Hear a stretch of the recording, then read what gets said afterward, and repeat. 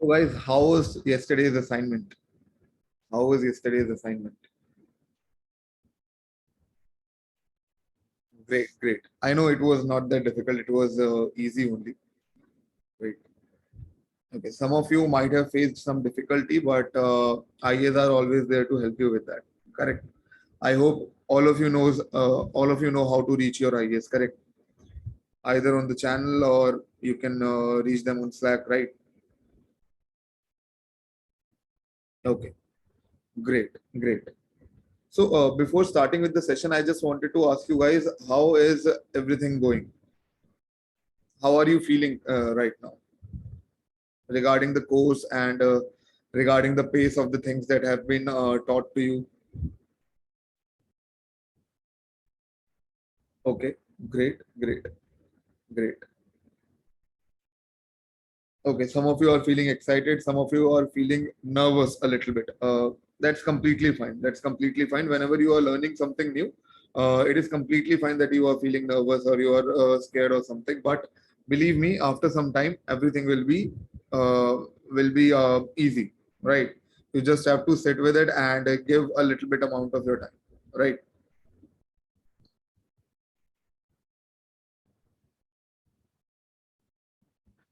Great, great. Okay, someone is saying that little bit more explanation is needed. Okay, I'll do that. But let me tell you that these two sessions were not that technical. These were just storytelling. We have covered nothing technical. When we are going to learn technical things, I am definitely going to explain it in much more better way to you. Right, guys? Okay, great, great.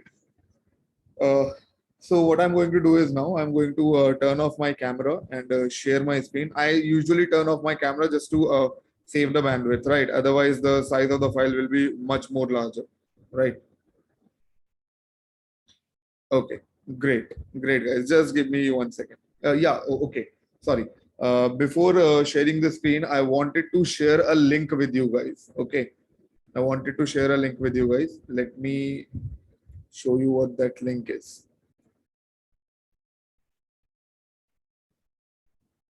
Okay.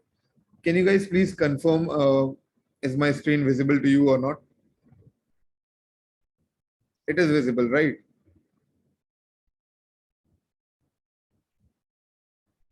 Great, great. Okay. So the thing that I wanted to share with you is, just give me 1 second. Okay. Can you see my screen still? Right. Okay. Great. So the thing is, I have basically created a document, a doc file. Okay. And I've named that doc file as shareable links and info. So earlier, what I used to do is I used to give you the Slido links in chat box, right? I used to give you the Slido links in the chat box. Am I right, guys? So what I'm going to do is I am going to share the link of this document, of this complete document. I'm going to share the link with you guys. What you have to do, you have to save this link with you. I hope you know how to save it. You can bookmark this link, right? You can bookmark this link in your Google Chrome or any browser that you are using. Okay. Every time when I'm sharing a Slido link, or every time when I am giving you some activity that you have to do in the class itself, I will share that activity or share that Slido link within this document only. So you have to go and open up this document to open the Slido link or any other kind of activity. Am I clear, guys? Am I clear? Okay. So just give me 1 second. I'll share the link with you guys.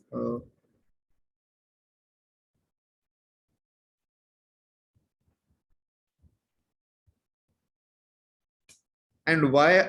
See, I have shared the link in the chat box. Why I have done this? So that you guys have a clear understanding of everything and you guys can have all the links and activities saved at one place, right? Saved at one place. You can save this link by just adding it to the bookmark. For example, see, I'll show you how to add it to the bookmark. No worries. Okay, just give me one second. Yeah.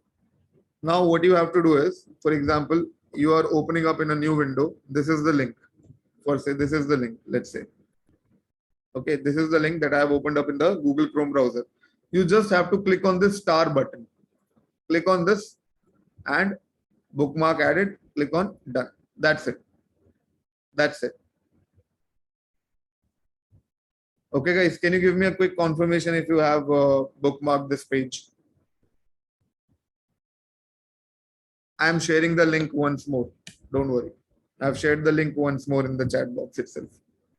Please bookmark it. Okay. Shall I continue now? Great, great. So guys, today's session could be a little lengthy because we have to cover mathematical operators, its applications, and a little bit about previous day also. I want to give you a brief revision, or you can say some brief topics regarding variables as well. And at the end, what I'm going to do is we are going to see how to maneuver around your OJ, and I am going to solve an assignment in front of you guys. Basically, on your dashboard, there will be two assignments today. One is called IW, and second assignment is for you guys. The IW assignment is basically that assignment that I am going to solve in front of you in the class, so that you have a clear understanding of the things of the topic that we are covering. After that, there will be an assignment that you have to do by yourself. Okay, do you guys understand this? Okay, great, great. So first of all, today's topic is basically mathematical operators, and we are also going to see something called Boolean data type. Okay, but before that, I want to cover a little bit about variables itself. I want to cover a little bit about variables itself. Okay, so let's go to our open book. Now, the first thing, okay, if you have missed the link, don't worry, I am sharing it again. I have shared that link again in the chat box. Okay, so basically, the first thing that we are going to see today, before starting with the actual topic, that is mathematical operator, is what are some of the good practices while declaring a variable. While declaring a variable. And guys, I don't know why you are raising hands. I have not covered anything yet. It is just first 5 minutes of the lecture and you are raising hand. I don't know why. Don't worry. Wherever I am feeling that this topic is much more complex and you are not able to understand, I will pick a random person from you guys so that I can solve that particular question or cover that particular topic with that person so that you guys can understand, right? Don't worry about it. Wherever I feel that this topic is getting much more complex, I will answer your doubts. But don't raise hand instantaneously, right? This is not a good practice.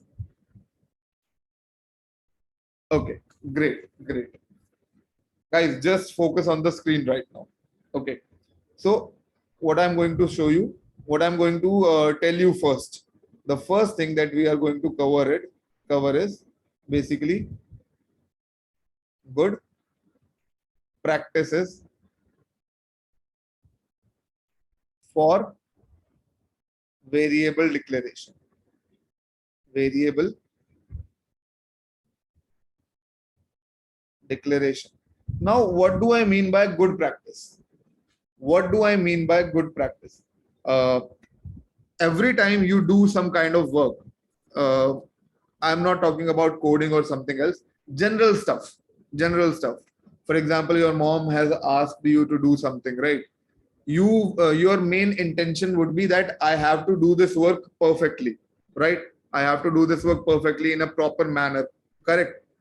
So exactly the same, while declaring the variables, you have to follow certain kind of you can say mannerism, or you can say certain kind of nomenclature, right? Okay, right, let's continue. Tell me, See, basically, whenever I am declaring a variable, what I am doing? I am doing something like this. Let x is equal to 10, like this, right? I am doing something like this. Am I right? Am I right, guys? Now, now, tell me when I do this, let x is equal to 15. Is it right or is it wrong?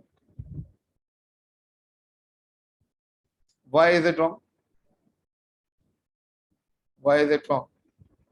Yes, exactly. Because I have used L as capital, and I have told you that JavaScript is case sensitive. JavaScript is case sensitive. So this is incorrect. But this is correct, right? This is correct. Now the second one that I wanted to show you. When I'm doing let,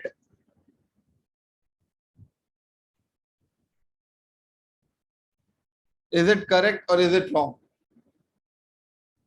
Why? Why is it wrong?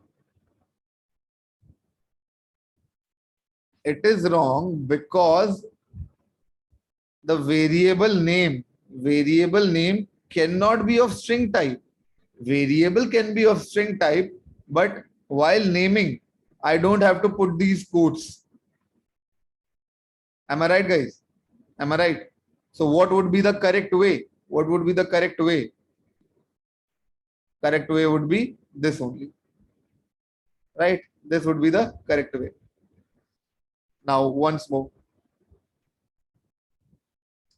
For example, I want to declare my name. I want to declare my name. I have done something like this. Let an A space ME is equal to Aman. Is it right or is it wrong? It is wrong. Why it is wrong? Someone is saying it is right. Why it is wrong? Because while naming the variable, I have given a space. I cannot give a space while naming the variable. So what would be the correct way? What would be the correct way? The correct way would be let name is equal to Aman. Am I right? This would be the correct way. This would be the correct way. Right, guys? Okay. Now let's see this thing in action. Let's see this thing in action. We'll go to Replit and we'll see all these examples, and we'll see what errors we are getting. What errors we are getting. Okay, guys? Let's go to Replit. Now, I already told you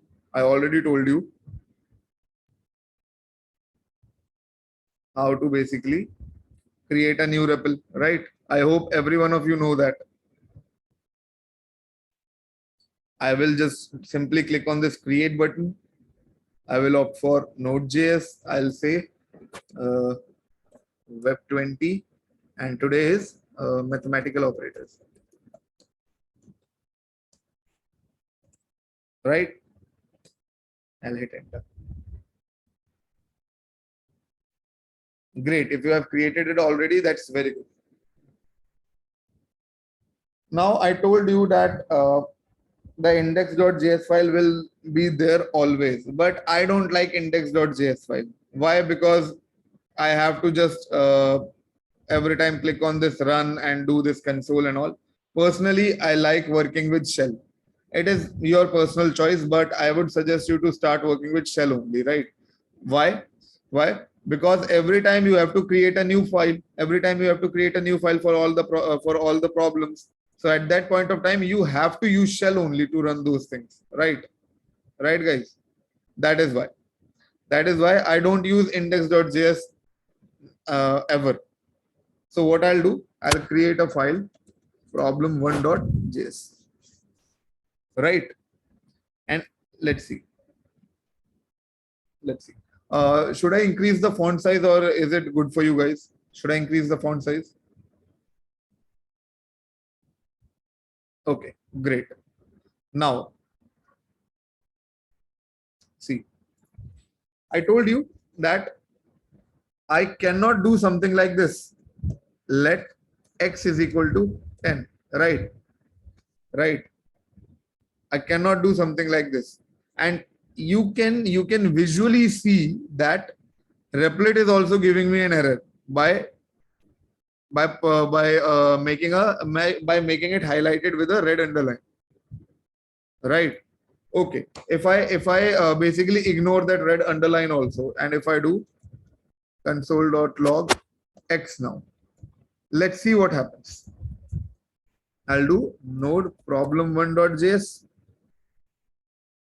right? I'll do this and see what is it saying. Unexpected identifier, syntax error.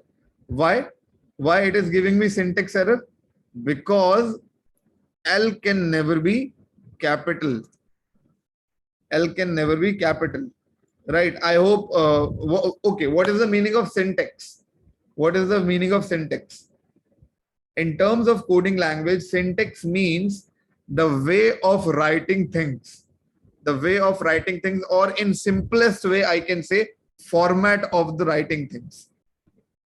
Okay, format of writing something within a programming language is called your syntax, right? So while I am declaring a variable, the format to declare a variable is writing let all in small characters, right? But I am breaking the format. I am writing let with capital L. So obviously it will give me a syntax error because this is not the right syntax. This is not the right syntax. Okay, guys, do you guys understand? Great. Again, some of you are saying that it is working without semicolon also. It is working without semicolon also. Let's see. It will work without semicolon, don't worry. Yes, it is working without semicolons also. But why we are using semicolons? Again, it is a good practice. Whenever you are doing something, you have to follow the proper order for it. It is a proper way.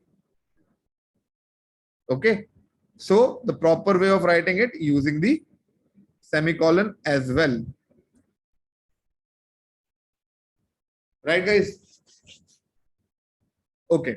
So I told you I cannot write it something like this. Otherwise, it is going to show me the syntax error. We have already seen that. Right. How to correct this? I can simply replace it with small l, and now if I run it, I will get my 10. Right? Am I right, guys? Now again, the second thing. The second thing is, if I do problem2.js. Second thing I show, basically given you an example of let, and if I declare a variable name as string and I do 10 again, can you see what is happening over here? Again, it is giving me a red underline. It is giving me a red underline. I am going to tell you what is syntax error again. Don't worry. So let's try and run this code now.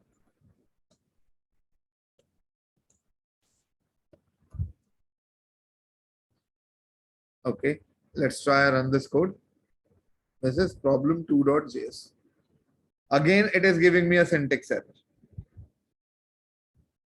Now, I am going to tell you again what is a syntax error basically. See, I already told you what is syntax. Syntax is basically the nomenclature or the format of writing things within a coding language. Do you guys understand this? What is syntax? Syntax is basically your format, right? And whenever you are breaking the format, whenever you are writing things without using the proper format, what will it give you? It will give you a syntax error, right? For example, you write something like this in English. Okay, just give me 1 second. Okay, you are writing something like this. How are you? Can you tell me, is this correct? Is this correct?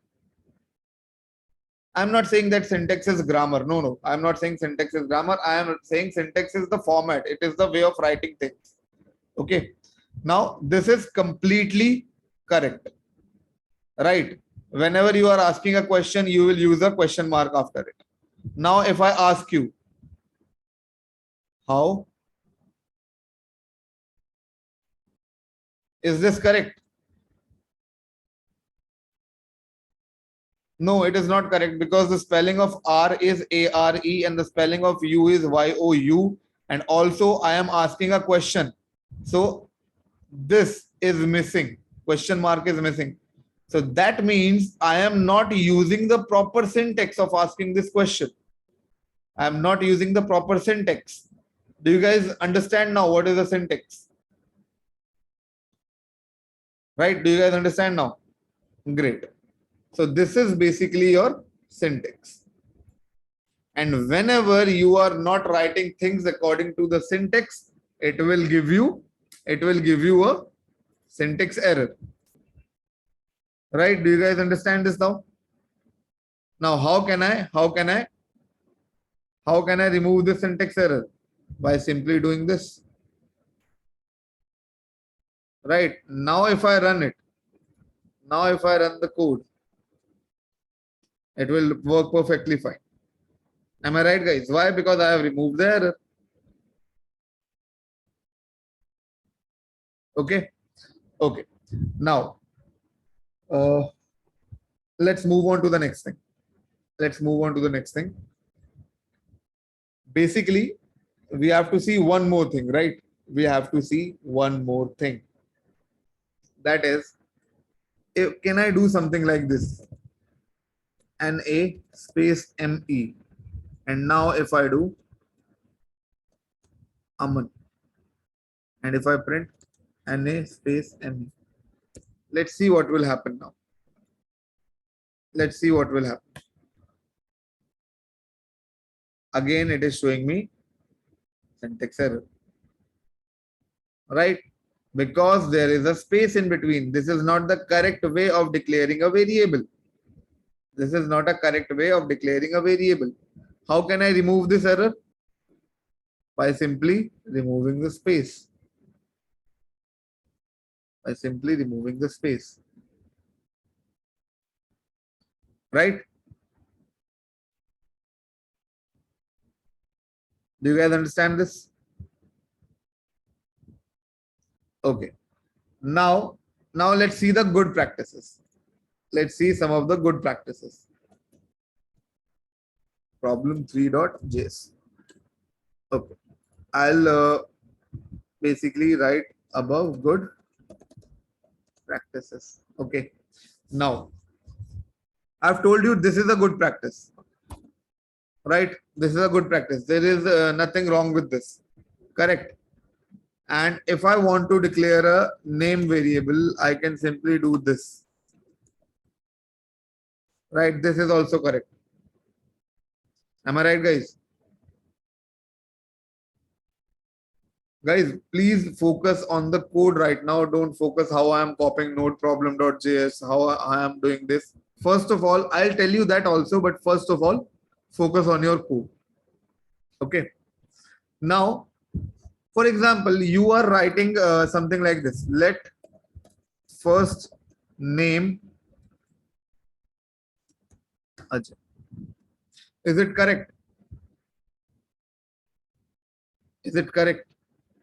No. Why? Because I have given a space in between the variable declaration. So how can I rectify this? How can I rectify this? But I also want a gap in between first and name so that the user can easily see that this variable is first name. How can I do that? I can join them. I can join them by this. I can do this. I can do this. Now if I run it, now if I basically console log my X and console log name and console log first name, it will give me the output. Let's see. Node from 3.js. Right? I'm getting the output. So do you guys understand this now?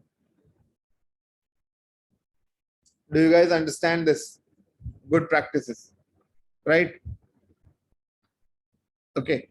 Now let's see a different thing. Let's see a different thing now. Okay. Now we are going to see what is variable declaration and variable and assigning, basically assigning value. I have given you a brief introduction regarding this yesterday as well. Okay. What we are going to see? We are going to see basically variable declaration and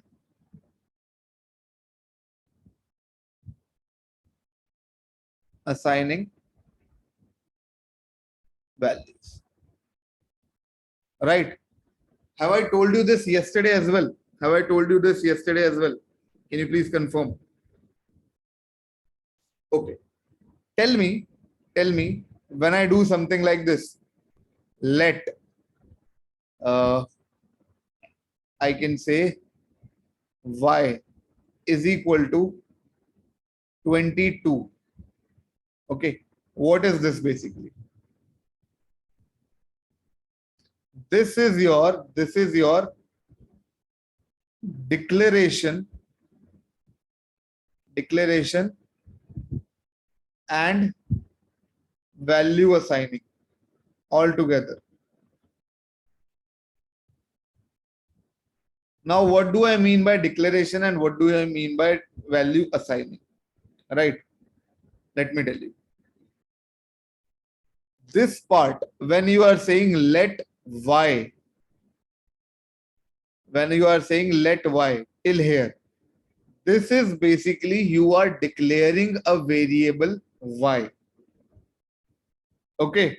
So this part is your variable declaration. Do you guys understand this till this point? Right? When you are saying let y, that means you are declaring a variable y. So that will be your variable declaration.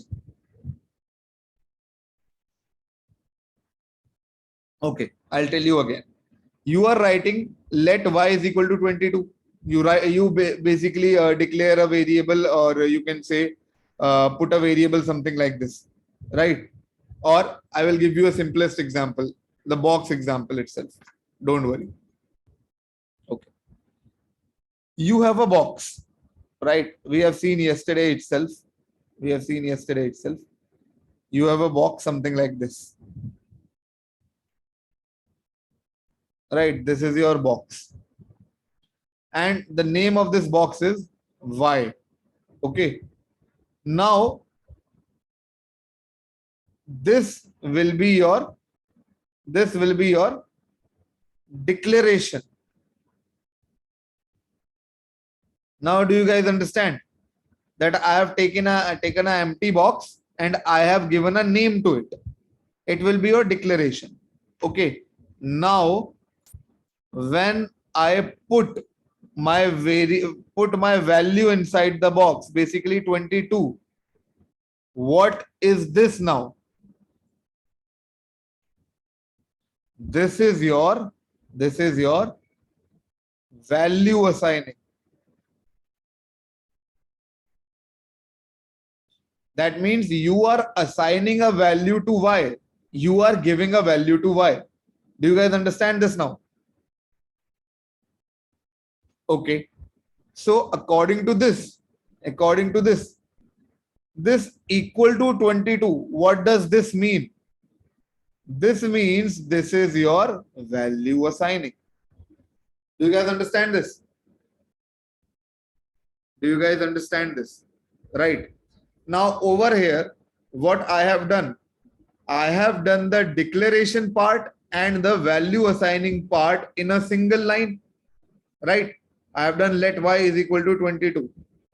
Correct. Can I do something like this? Can I do something like this? I can say let name. Okay. What this will be.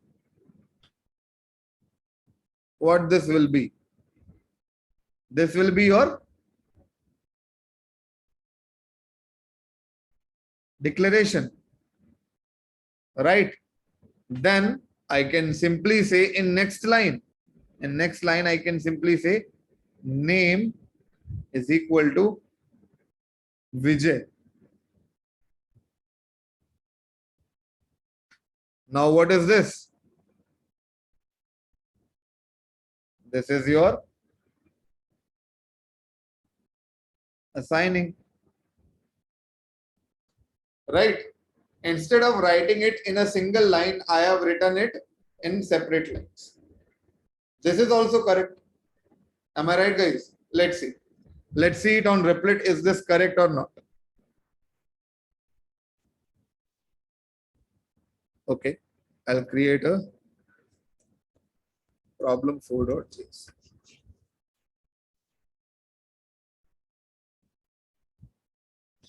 I told you while declaring what I have to do. I can simply say let y is equal to 22. Right. Right.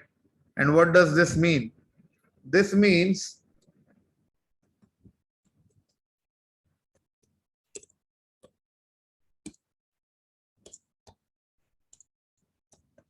variable declaration and value assign. Right. I am declaring and assigning the value within the same line. Right. And if I do console.log y, this will give me the output. Let's see. Node. This is giving me 22. Right, guys? Okay, I'll increase the font size. Is this font size okay? Okay. Now, do you guys understand this? That I have declared a variable and I have assigned the value at the same line. Right? Now, I can do something like this also. I am doing let name. Basically, what I have done this. I have created an empty container with name.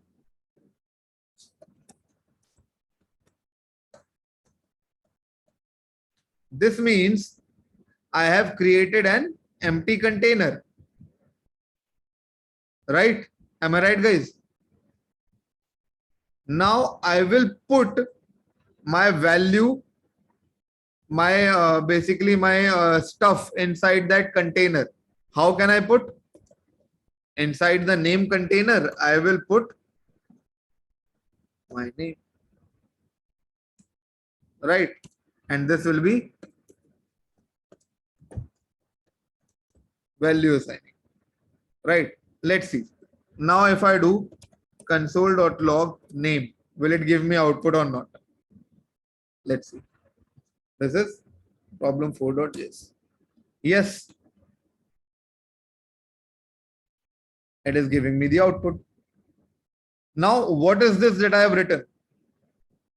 In green line with the 2 slash symbols. What is this? This is basically known as comment. This is your comment. Okay.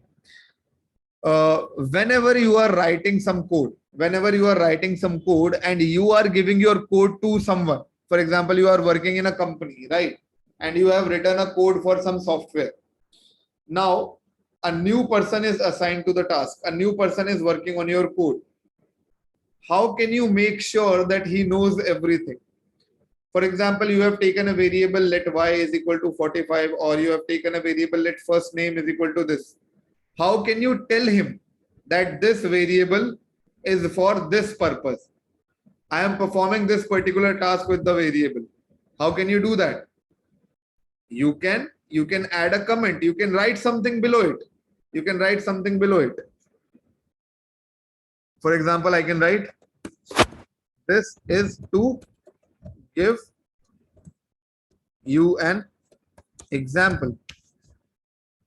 Just to clear the context why I am doing this, we use comment. Now what will happen? What will happen when I run the code? Basically, when I run the code, the compiler will ignore these comments. It will not see these comments. These comments are just for the user, just for us. The machine will ignore these comments. Why? Why? Because of this double slash. And if I am not writing the double slash, and let's say if I run this, what will happen? Syntax error. It will show me, it will not understand. The compiler will not understand what is this. Now, what is compiler? Yesterday we saw the programming environment, and inside that we have seen parser, which basically checks your code, right? We have seen parser which basically checks your code, and I told you on that session also, your parser is basically the compiler only, which basically reads the whole code, compiles the whole code. That is why it is called compiler. Okay. Okay. Forget about the underline undername. Sometimes Replit does this. Sometimes Replit does this, but don't worry about it. If it is not a red line, you can work around it. Don't worry. Right? So parser is basically inside your JavaScript engine, and that is compiling your code line by line. Okay. So if you don't want your compiler to read this, obviously your compiler will not understand this. I told you that it will understand only the programming language.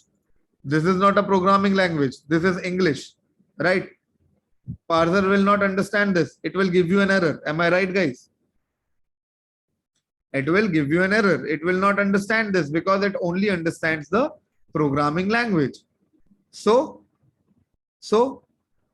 what can I do so that parser will ignore it? What can I do? What can I do so that parser will ignore it? I'll put this. That's it. Parser will ignore it. Now this has become the comment. Now this has become the comment. Parser will ignore the comment. Let's see. Can you see parser will ignore the comment now? Do you guys understand this now? Do you guys understand this? Okay. And guys, I can see that many of you are forgetting the things that I have told you in the first lecture or in second lecture itself. For that, I will suggest you guys to take notes. Always make notes so that you don't forget. I know I also give you notes with the recorded lecture, but those are notes made by me. Unless you are not making your own notes, unless you are not writing by your own, you will not remember these things. You have to write it by your own. Got it, guys? Got it? Do you understand the variable declaration and variable assigning as well? You understand the variable declaration and assignment? Great. Okay. Cool. Now we'll see couple of rules. We'll see couple of rules, or you can say couple of nomenclature for defining the variable, or you can say they also come under good practice only. They also come under good practice. Okay. We'll see 2-3 things. Then we'll jump on to our mathematical operators. Don't worry about it. Should I continue? Should I continue now? Okay, great. Understood till this point. You have no doubts till this point, right? Everything is clear. Okay, great. Now before jumping to the nomenclature, that 2-3 things that I wanted to tell you. In yesterday's question number 2, many of you got stuck. Many of you got stuck, right? Because see, I'll not tell you exactly what is the question or how to solve that question. I will give you a hint. I will give you a hint and you can do that question by your own again today. Now tell me, if I am doing something like this, let name is equal to Aman. Okay, I have done this. If I do this, okay, and if I print this console.log name, okay, if I do this now, I'll say node, this is problem 5.js exactly, right? This will show, give me Aman. Now what will happen if I do name is equal to Ajay and then I do console log name? I'll remove this.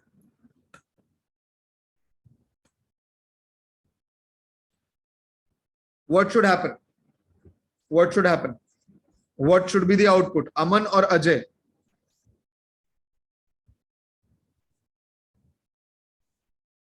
Someone is saying both. No.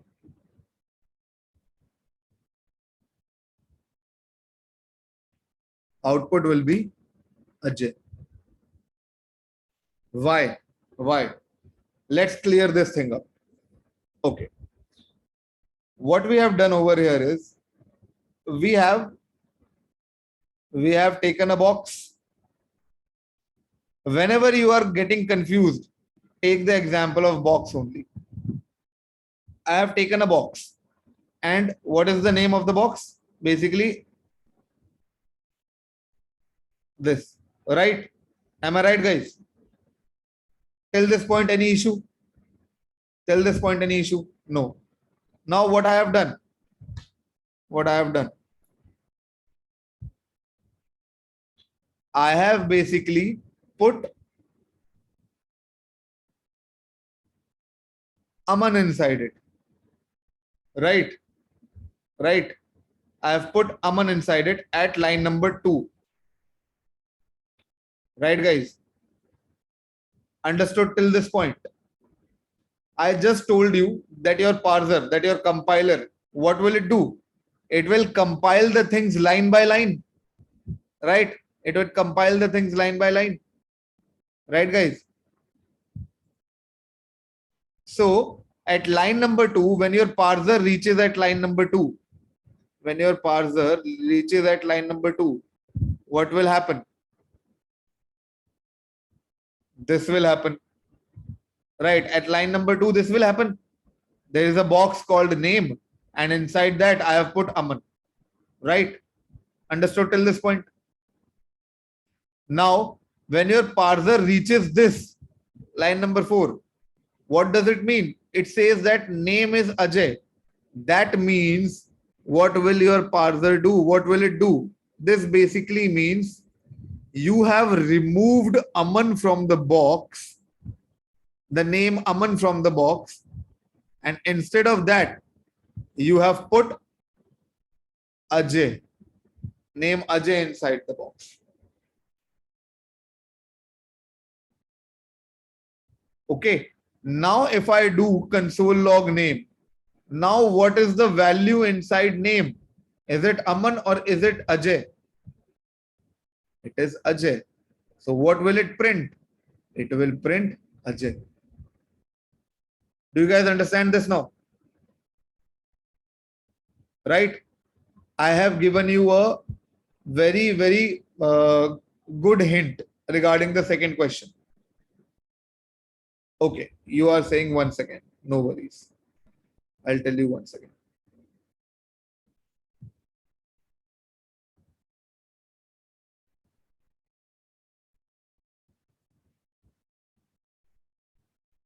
Okay. Let's go step by step. What I told you about the parser, or you can say what I told you about the compiler, it will compile your code line by line. right? For example, consider your compiler as your teacher. Whenever you are writing something on your paper, whenever you are writing something in your exam, how does your teacher checks it? It reads the first line, then this, then this, then this. And if the whole thing is correct, he or she will give you marks. Am I right? Something like this is going on in your exams, right? Your teacher will check your answer line by line. Similarly, your compiler will compile the code line by line. Will compile the code line by line. Now, when your compiler is at line number 2, what does it mean? It means this, that there is an empty container who is named as name, and inside it I have put Aman. I have put the name Aman. Am I right? Okay. When your compiler reaches to line number 4, what does it mean now? What does it mean now? It means that now Aman is not inside the name variable. Now inside the name variable there is Ajay. Okay. Now this line is also over. Now the compiler is at line number 6. What does this mean? Console log name. That means print name. So when I print name, what is inside name now? Can you tell me what is inside name variable now? Ajay is inside name variable. That is why Ajay got printed. That's it. Do you guys understand this now? Great, great. Okay. So this was your hint for question number 2. Now you can do that question by your own. Okay.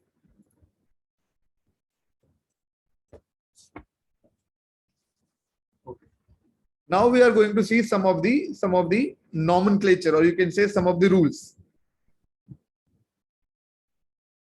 I will see some of the rules. If you are not understanding this thing, you can reach out to your IAs always. But I have to cover a lot many things. We have not actually started the mathematical operators yet. So I will continue with the lecture. Okay. Okay, guys. For any kind of help, reach out to your IAs, please. Okay. Or you can rewatch the lecture. Now, let's say rule number 1. Basically, I can say rule 1. You can say something like this. Okay. What is rule number 1? Variable should not start with a number. That is variable name. Okay. Now, what does I mean by that? What does it mean? It means when I am declaring a variable, let, I cannot do something like this. 1, 2, 3 is equal to, I cannot do something like this. Let's see if it is working or not. If I say node problem6.js, what is it giving me? It is giving me syntax error, that is 1, 2, 3 invalid or unexpected token.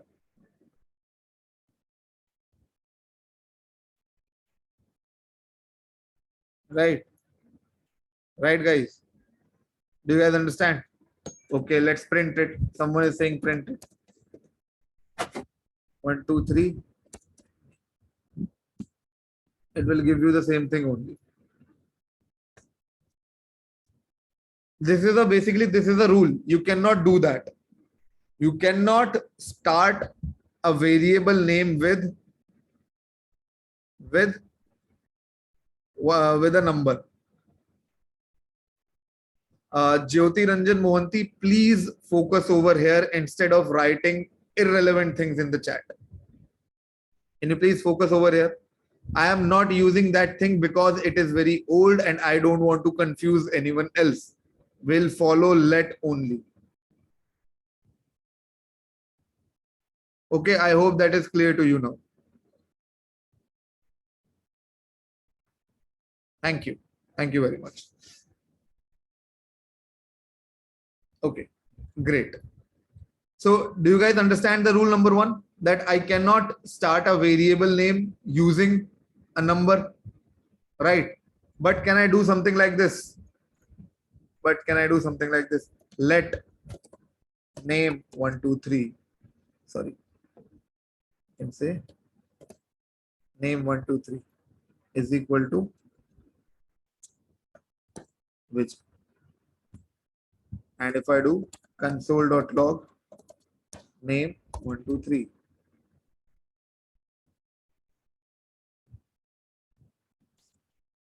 I'll just basically comment these things. Okay, can I do this? Let's see. Yes, I can do this. Or can I do this? Let ABC 123 or DEF use number in between.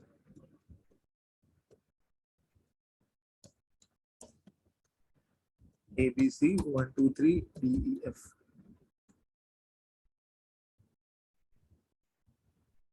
Can I do this? Yes, I can do this also. That means the only thing that I can't do, is starting the variable name with a number, right? Right, guys? Do you guys understand this?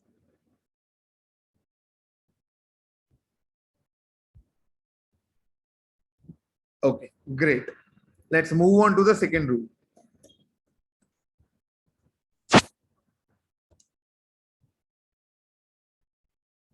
Let's move on to the second rule. And the rule number 2 is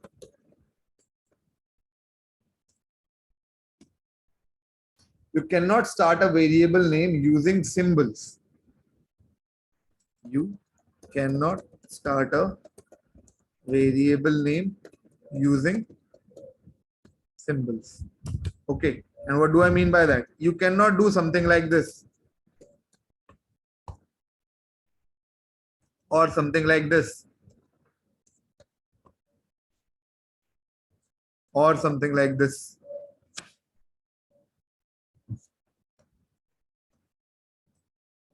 You cannot do something like this. Do you guys understand?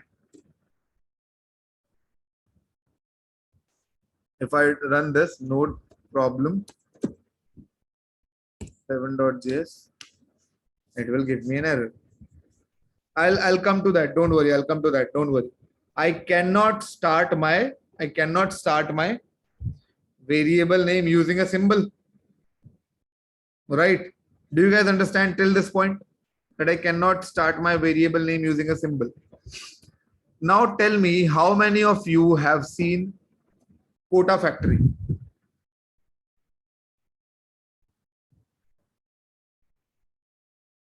All of you have must have seen Quota Factory, right? Right, guys?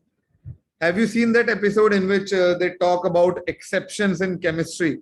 There are always exceptions in chemistry, right? Exactly the same. There are 2 exceptions in this rule as well. Exactly the same. There are 2 exceptions in this rule. And what are those exceptions? Those exceptions are your $sign and your underscore.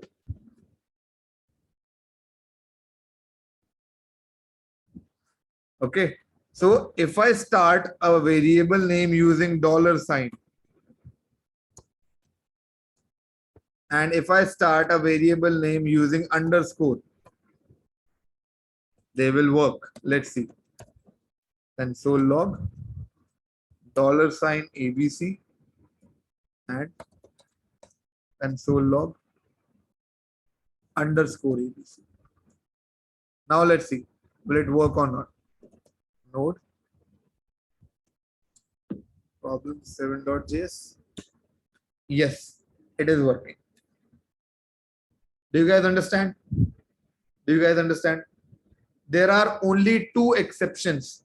You can start a variable name using $. You can start a variable name using underscore. Only these 2 things. All other symbols you cannot use. Okay. What if I do something like this? Let and 567. Oh, sorry. let and, one second. If I do something like this, let and I am doing this. Okay, then I am doing BCFG, for example, and I am doing 89. This will not work. This will not work, right? And you can do experiments. You can do experiments. You can do experiments. Use any kind of symbol, and if you see that there is any other exception as well, tell me also. Okay, because till now I have seen these two exceptions. Till now I have seen these two exceptions. Okay. Should I continue now? Should I continue now, guys? Do you guys understand this?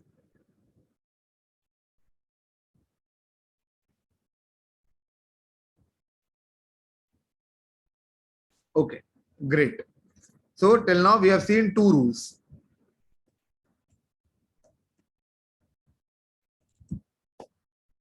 Now let's see the third one. Third one comes under the category of good practices. That is, variable name is name. Sorry. Variable name should be self-explanatory. Variable name should be self-explanatory. Now, what do I mean by that? For example, someone asked you that you have to declare 3 variables with your name, your father's name, and your mother's name. Okay, okay, and you have done something like this. Let name 1 is equal to Chunnu, for example. Let name 2 is equal to Shantilal, and let name 3 is equal to for example this. Okay, for example this. Now you gave this to that person who asked you to write the name of your family members, basically. Now, are these variable names good enough? Are they telling you that who is Shantilal, or are they telling you who is Kanti Devi? They might think that Shantilal is the brother of Chunnu, for example, or Kanti Devi is Chunnu's grandmother. Right? Right, guys? So what would be a good practice over here? What would be a good practice over here? Giving the variable's name in such a way that if someone is reading your code, he or she can understand by just reading the variable name. By just reading the variable name. How? I can say let name. Okay. Let name. This is your name basically. I'll say Chunnu. Okay. Now, if you want to declare your father's name, can you do something like this? Father underscore name is equal to Shantilal. And if you want to declare your mother's name, can you do something like this? Mother underscore name. Now, can you please tell me which one is much more readable? Which one is much more readable, and which one is a good practice? Right? This second one. Right? Now, if I give this variables to someone, he or she can just read the variable name and understand what does this mean. Right? So declaring variable names that are self-explanatory is a good practice. Is a good practice. Do you guys understand this now? Do you guys understand this? Great. Now I'll tell you one more thing. Then we'll take a 5 minutes break and we'll actually start with our topic. Okay.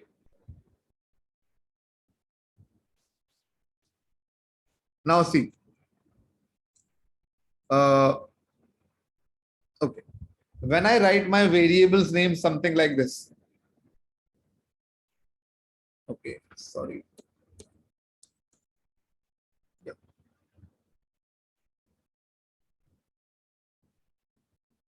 When I write my variables name like this, uh, first underscore name, or I can say ABC underscore 123 underscore DEF, and I'm giving it 22, and I'm giving it basically, for example, my name only, Pulkit. What does this naming convention means? What is the name of this method? Naming the variables with underscores in between. What is the name of this? It is called snake case naming convention.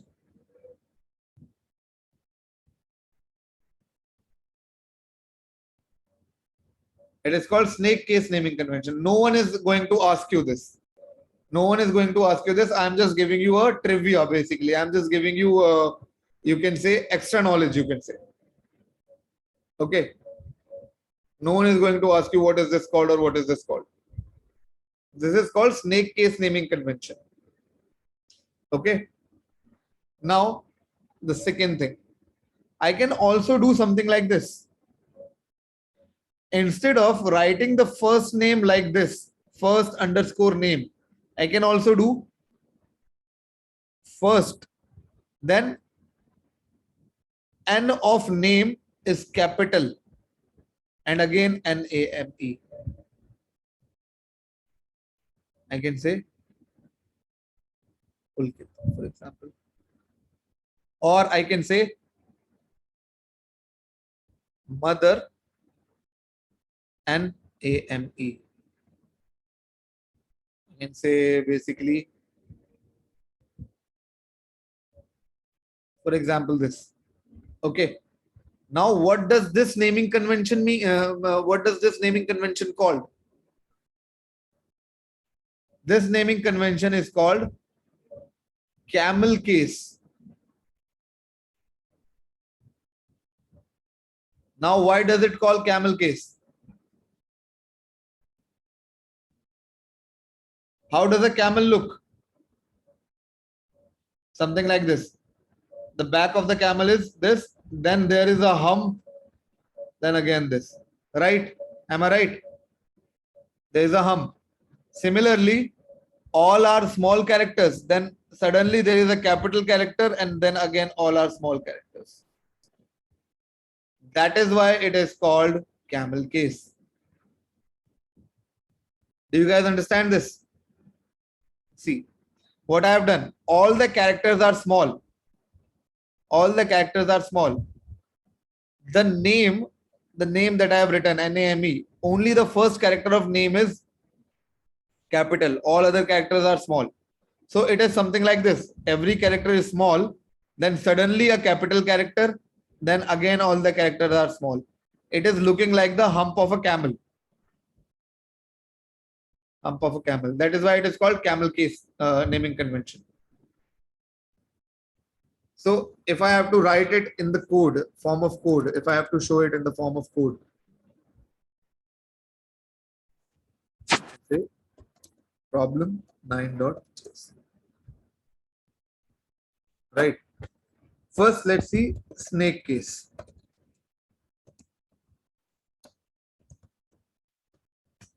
Okay, this is your snake case.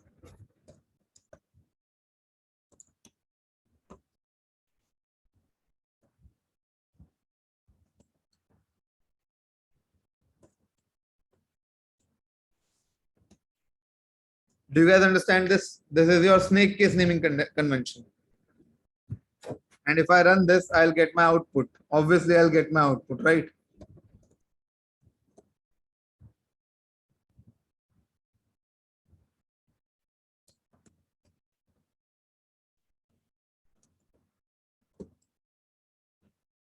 Right, let's see if I'm getting the output or not. This is problem number 9. Okay.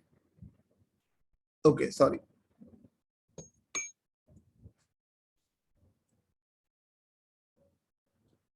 Right, I'm getting the output. Similarly, if I have to tell you about camel case, camel case naming convention, then I can say let first name is equal to let last name is equal to,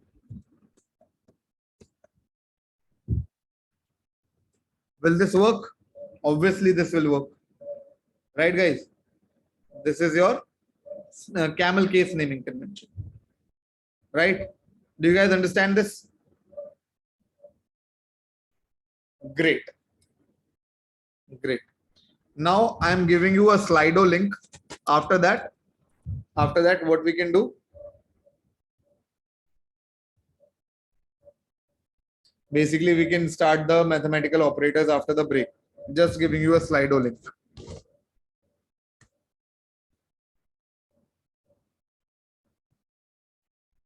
And see, we have seen the variable naming, we have seen the data type number string, we have seen this yesterday only, right? We have seen this yesterday, name, type of, and all these things, correct? Then I have already told you that strings can be a combination of your numbers, your symbols, and your characters, basically, right? Similarly, this is your string only. Am I right? Your vehicle number is your string. Okay, now tell me, your Aadhaar card number, is it a string or is it a number? String. Very good. Why it is a string? Constant. Yes, it should not change. It is a constant. Okay, we have seen type of as well. Correct. Now, let's see the Slido link basically. And I am going to paste the Slido link inside the document that I have shared with you guys, right? I hope you have saved that document.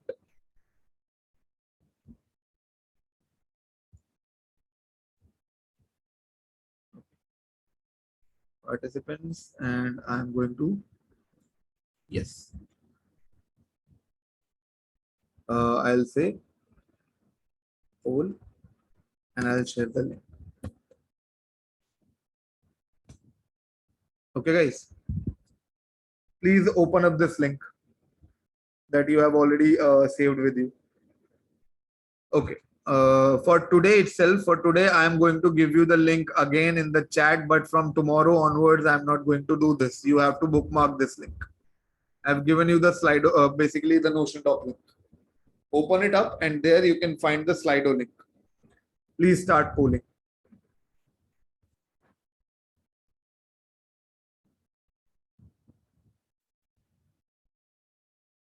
You can save the document by bookmarking it.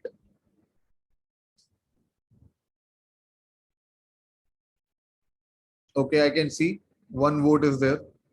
Others, please polling. Start polling, please.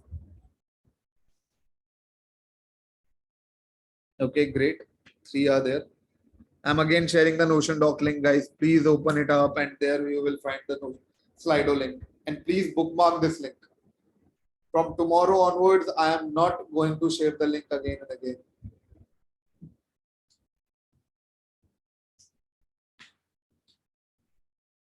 When we have reached 500 or 550, I'll show you the results.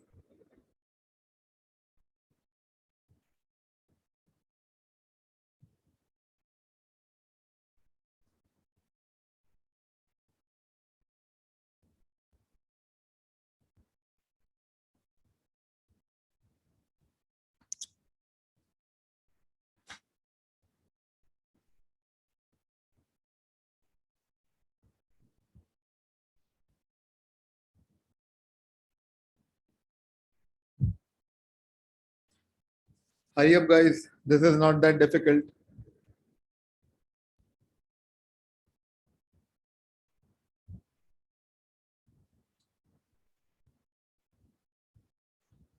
Great. Let's see the results. Okay. Choose the correct code for printing hello world in JavaScript. Okay. Why 90? Why basically 30% of you are saying that you can print hello world like this? I've told you all the characters are string. So how can you how to write a string? You always write a string inside the quotes, right? Right, guys? And I don't know how 1% of you are saying this. Guys, please focus in the lecture, please. Okay. Choose the correct variable declaration. Okay. Let underscore name Masai. This is also correct. And let name Masai. This is also correct. Right. No, this is not correct. Okay. Okay. Sorry. It was my mistake. I forgot to tell you one thing. I forgot to tell you one thing inside that. Right. I'll tell you why this is not a basically why this is not correct. Okay. Now choose the correct code to print the value of a variable. Let name is equal to Masai console log name. Right. 75% of you are right. Name is equal to Masai. No, you cannot do that. You cannot do this. Let name is equal to Masai console log name. Also, you cannot do this because now name is a variable. Name is a variable. I already told you that you cannot write a variable name inside the form of string. Okay, great. Okay, so let me tell you why you cannot use this for. Let me tell you why you cannot use this for. Let me tell you that. Don't worry about it. I forgot to tell you this. Okay. So basically, there was one more rule. There was one more rule. This is rule number 3. And I'll say problem 10.js. That was basically rule 4, which is you cannot use a keyword as your variable name.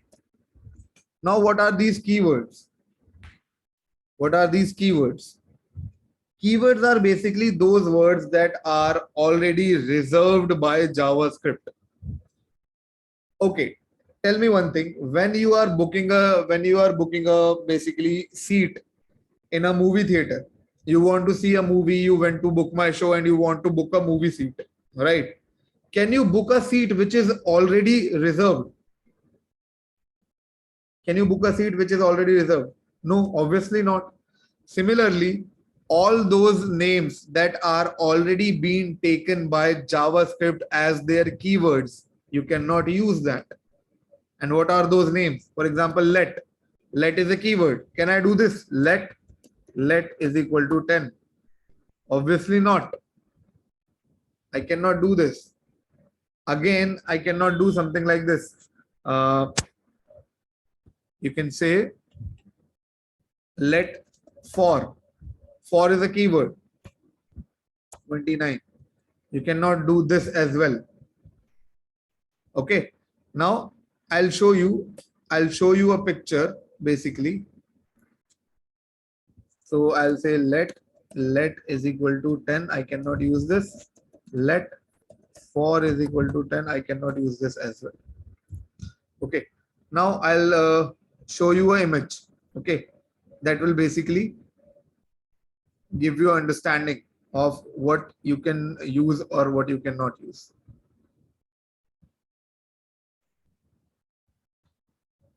Okay. Just give me 1 second.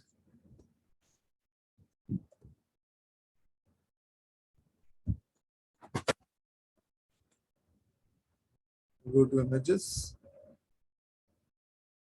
And you can basically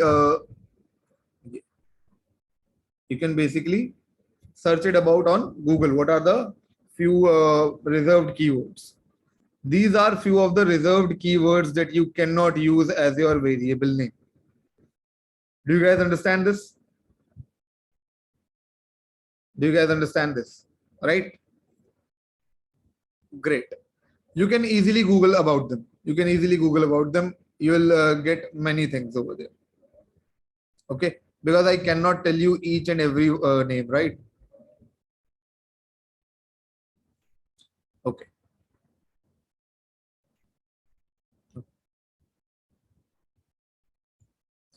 Someone is saying, can we use underscore let? Guys, experiment by yourself. Do some kind of experiment as well. Uh, Never fear on doing experiments. What is the worst that can happen? You can get an error. That's it, right? So do experiment by yourself. And also, whenever you are getting some kind of an error, Google about that error. What is the meaning of that error? By this method only you will learn coding. Believe me, I cannot tell you each and every error and what is the meaning of this, because there are millions of errors out in the internet, right? So whenever you are getting any error, just research about it. Okay, it's 11:15. Let's take a break for 5 minutes. We'll see each other at 11:20 and we'll start with mathematical operators.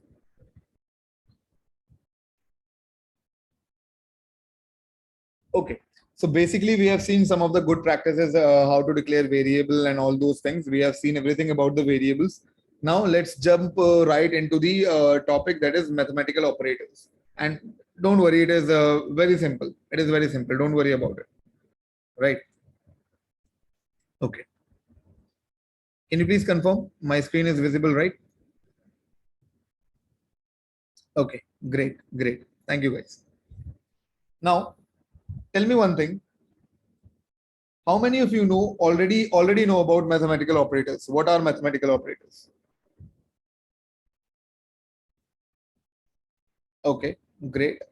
A lot many of you know already. All of you should know this basically, right?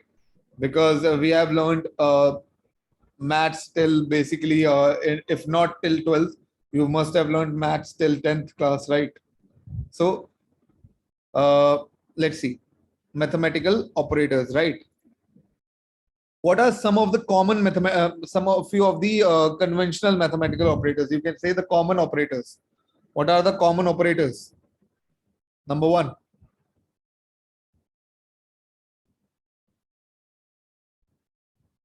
addition, right? Correct. Second one, subtraction, right? Number three, multiplication, right? And number four, your division,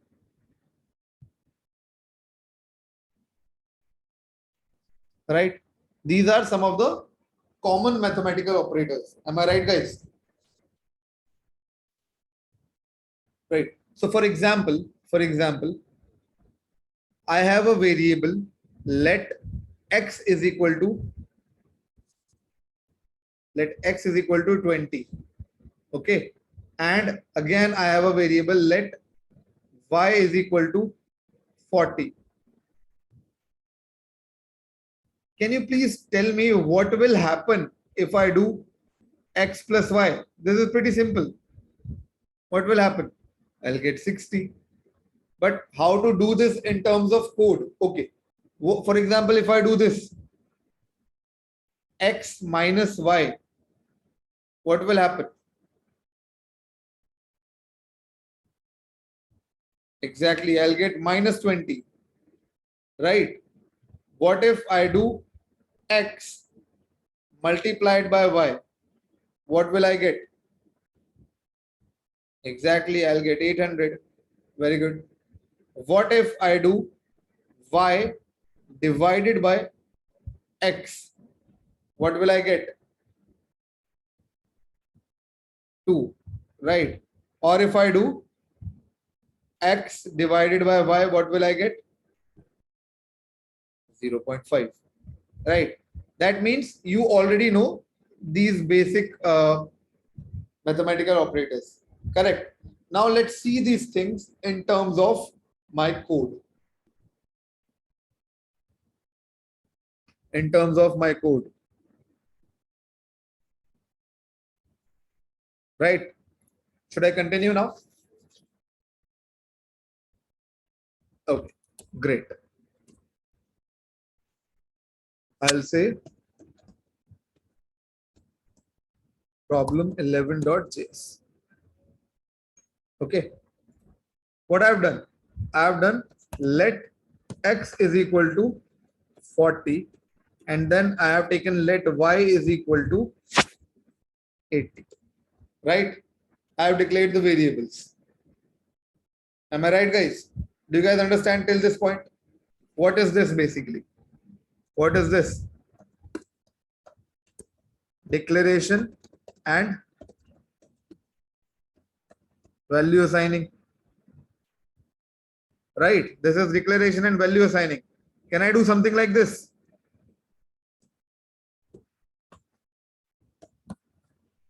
Can I do something like this? Please tell me.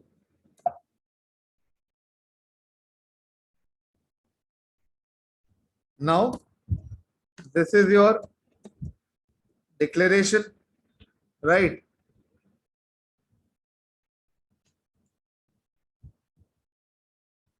And this is your value assigning. Both the things are same. Both the things are same. I am doing this on purpose so that you guys can see side by side. Yes, both the things are same. There is no difference, right? Now, tell me, how can I calculate the sum? How can I calculate the sum for this? This problem is just for basically, I can say, calculate the sum. How can I do this? Can I do something like this? Let sum, okay, is equal to x plus y. Can I do something like this? Obviously, I can do this. I have declared a variable sum, and inside this, I am adding x and y. That's it. Do you guys have any issues with this? No, right? Now I can simply say console.log sum. I can simply say console.log sum. And now let's see if it is working or not. What should I get?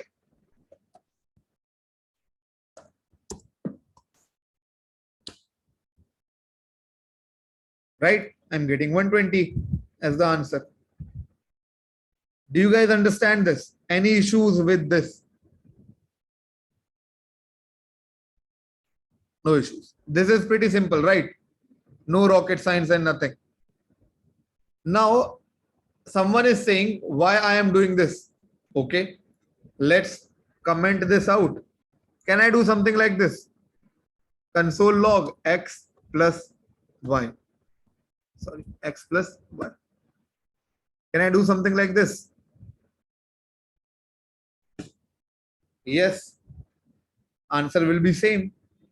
But just to clarify the things, I have taken a separate sum variable. Okay, tell me x plus y is a string or a number. First tell me this.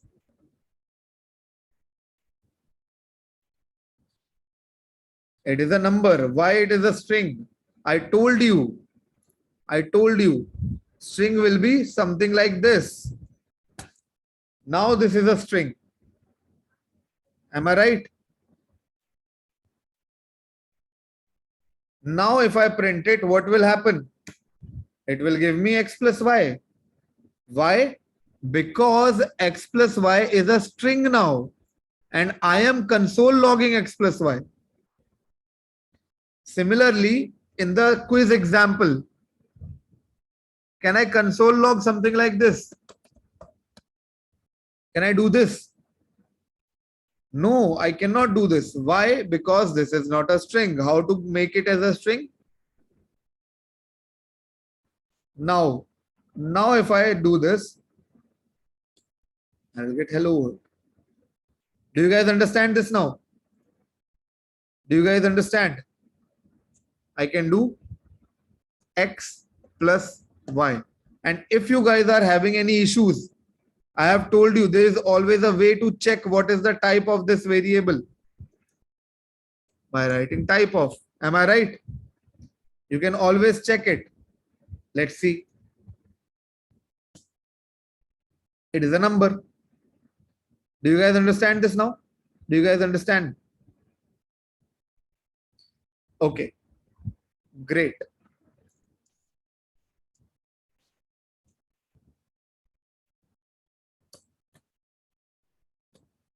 Now let's take problem 12.js. Now I'll pick anyone from you.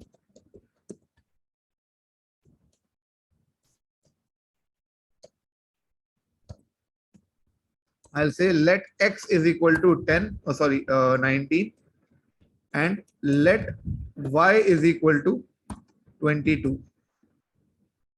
Now I'll pick someone from you. Just give me 1 second.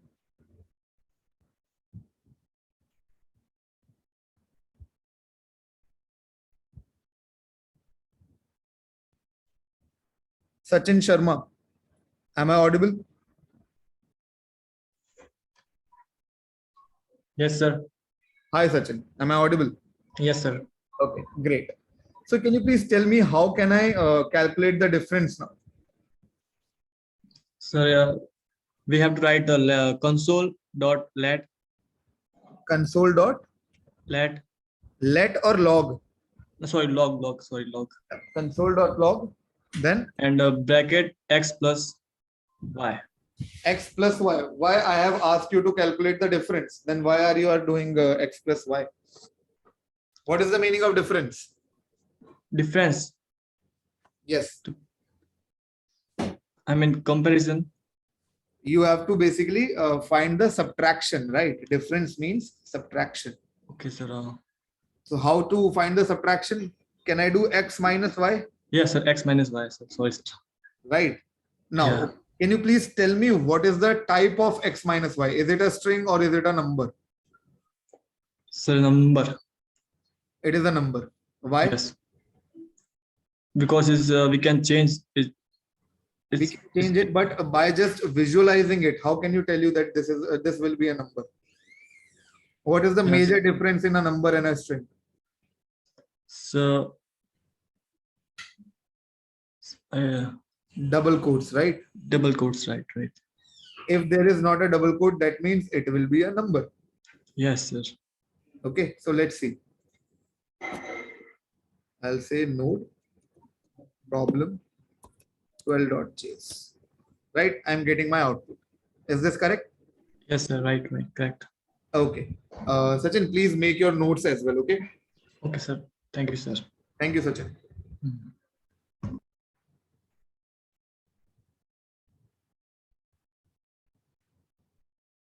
Okay, great. Now let's see the multiplication.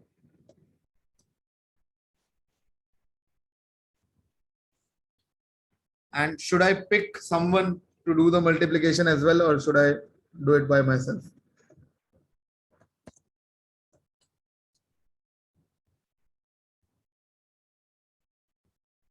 Okay, I'll say let x is equal to 23. And I'll say let y is equal to, you can say 4. Now, how to calculate the multiplication of these two things? How can I do this? It is pretty easy. I don't want to pick someone. You can write it and chat it as well.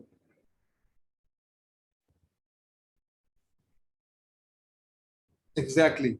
Very good. I have to do console.log.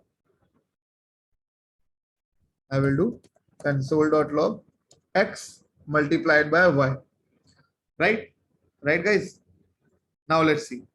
This is problem 13.6. Right? I'm getting my output. I'm getting my output. So do you guys understand what are these basic multiplication, addition, subtraction, and all these things? And now if I ask you to do the division, okay, multiplication or division. Now if I have to do the division of same, can I do something like this? Console.log x divided by y. Am I right? Now if I do this, 92 is the multiplication and 5.75 is the division. Do you guys understand this? Any issues? Any issues? Is it difficult? Is it difficult? No, it is very easy. Just simple maths, right? Okay. Now see, I have written console.log x multiplied by y and console.log x divided by y, right? And I am getting my output as 92 and 5.75. But if you are just seeing this thing, if you are just seeing the console, can you tell me if you don't know the problem, if you are someone new, okay, if you are showing your output to someone, for example, you have written the code, you have found out the output, now you are showing it to your friend or to your father or to your mother, to anyone else, can they just look at this and tell you what is this multiplication, division, or what is this? Can they look at this and tell you? No. So how can I tell them that this is multiplication, that 92 is multiplication and 5.75 is division in the shell, in the shell basically? How can I do that? Okay, let's comment out these things for 2 minutes. Tell me what will be the output for this if I do something like this. Console log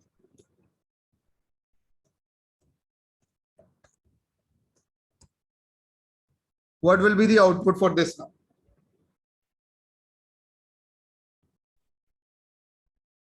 No, I am writing console.log multiplication is, it is a string. What will be the output? The output will be multiplication is, right? So can you see 50% of my work is done. 50% of my work is done. Multiplication is. Now I want some kind of answer after this, right? See, let me tell you once more. Now, see, I have written this much. Multiplication is, right? Now, all I need is the answer after this line. Am I right? Right, guys? I need answers after this line. And even if after I'm getting the answer, it will be pretty much easier to show anyone that this is multiplication. So how to do that? How to do that? I'll tell you. Before this, let's see one more thing before this. I have let x is equal to 23 and I have let y is equal to 4. Earlier, if I have to print x and y, what I used to do? Console log x, console log y. Like this, right? I used to do it like this. And I will get my output. Do you guys agree with me on this? Do you guys agree with me on this? Right? But what if I tell you that I can just use a single console log statement and I can print x and y both? I don't have to write two separate statements. How can I do that? In simple English, if you want to write something, if you want to write multiple things, how do you write it? For example, I ask you that you have to write 1, 2, 3 in a single line, or ABC. You used to do something like this: A, comma, B, comma, C, comma, D, right? Something like this. This shows that A, B, C, D are separate, and yet I am writing it in the same line. Am I right? Do you guys agree with me on this? So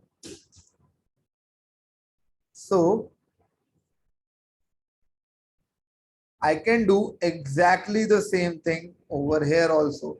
If I want to print x and y both by using a single console log, I can do console log x comma y.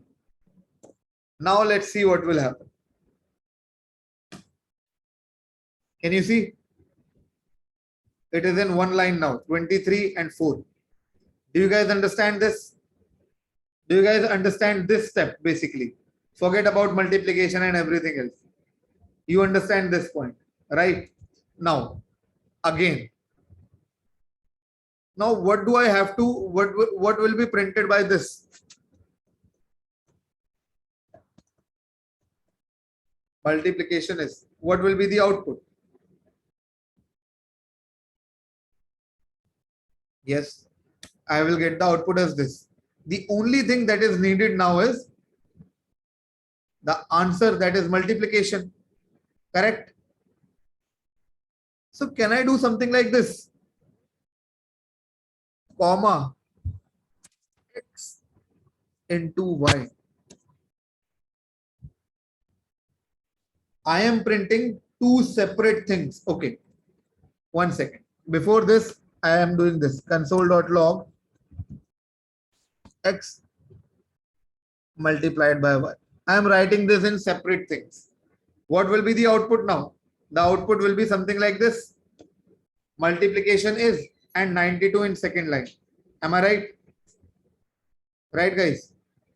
But I just told you that if I want to write it in a single line, how can I do this? I just have to put a comma and write x multiplied by y. Then I can simply remove these things. And now if I print it, this will give me multiplication is 92. Is this clear? Is this clear? Great. Now I want to print division, and for that I will call someone. Don't worry. Let's call. Okay. Varsha, am I audible? Hi, Varsha.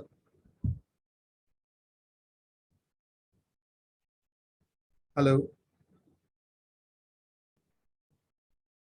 Varsha, you are on mute. Can you please unmute yourself?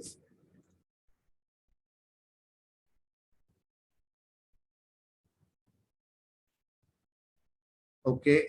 Varsha is not responding. Guys, please don't do these kind of things. Otherwise, you can be marked absent.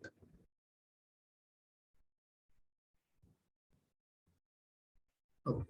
Let's call.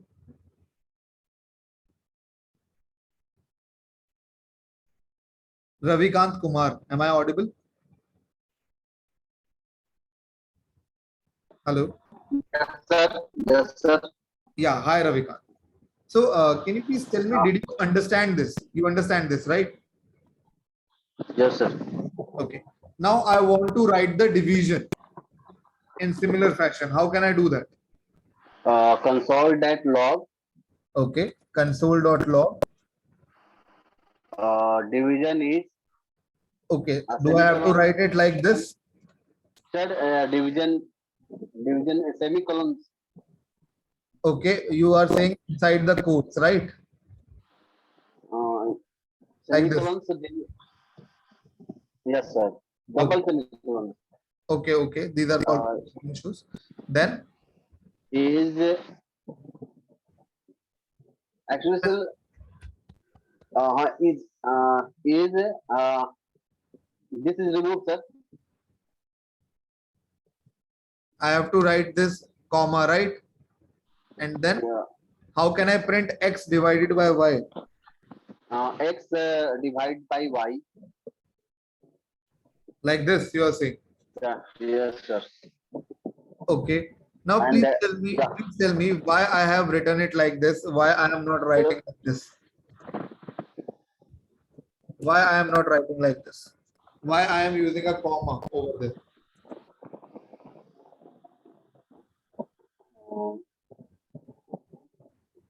Because I don't want to use a second console log statement.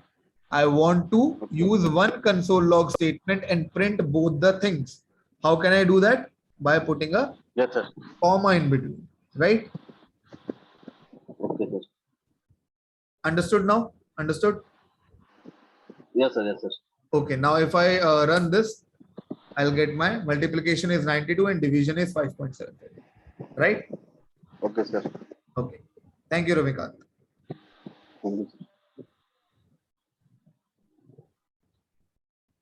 So guys, do you understand this now?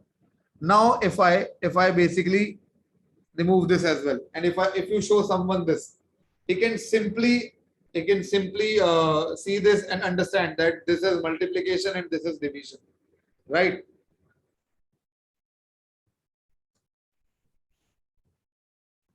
Do you guys understand this? Should I continue now?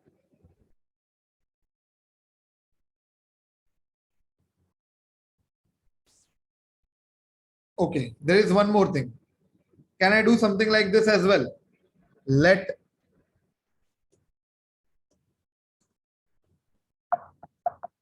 sorry. Let multiplication is equal to x multiplied by y, and let division is equal to x divided by y. And instead of this, I can write this. Is this correct? Is this correct, guys? Right, I can do this also. Instead of directly writing x multiplied by y or x divided by y, I have stored it into a separate variable and I am writing that variable name over there. Right, this is also correct. Okay. Now, one last thing I wanted to ask you in this topic, particularly in this topic, what will happen? Okay, let's go back to the basics only. Let's remove this just to avoid the confusion. What will happen if instead of writing it like this, I wrote it like this? Will it give me the desired output?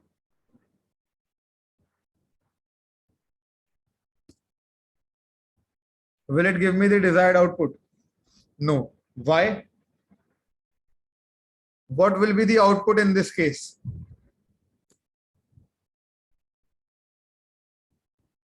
Right? And why is this happening? Because I have written it inside the quotes. This is now a string. It become a string now. Correct? So these things are clear, right?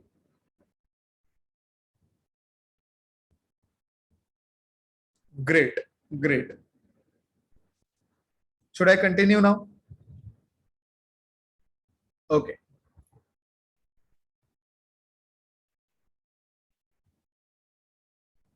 Now there is an activity for you guys.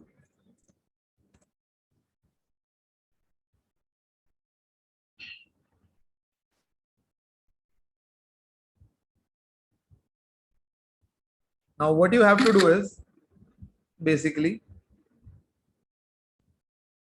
open up that Notion doc link.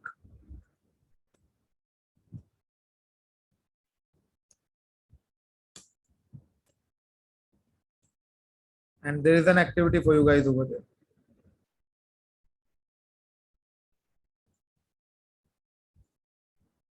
Right.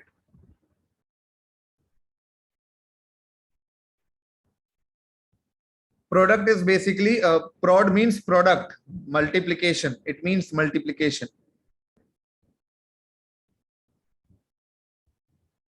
Right, guys? So this is the question that you have to do right now. You have to do right now. I can pick any one of you after 2 minutes to do it alongside with me. The question is, you have given A is equal to 3, B is equal to 2, and you have to calculate some difference, product and division, and the output should be something like this. Refresh your page, you'll get the image, don't worry. You have basically 2 minutes for this.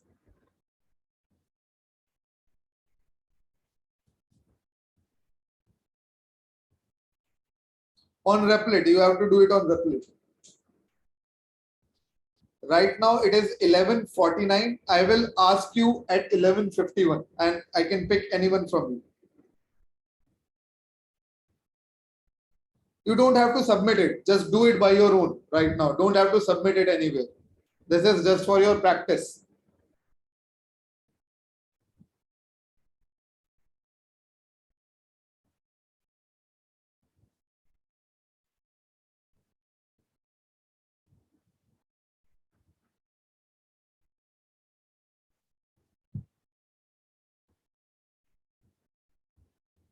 No hurry home.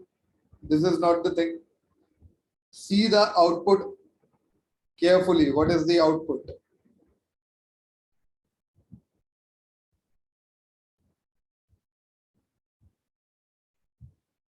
It is 50 right now. You have 1 minute now.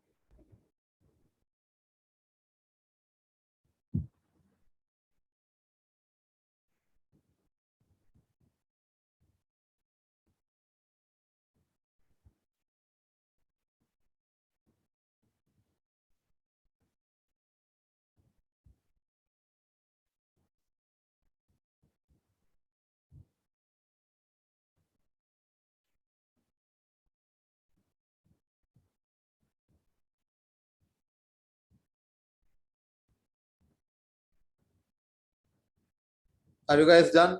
Are you guys done? Okay, no worries. It's not 51 yet. I'll ask on 51. Don't worry.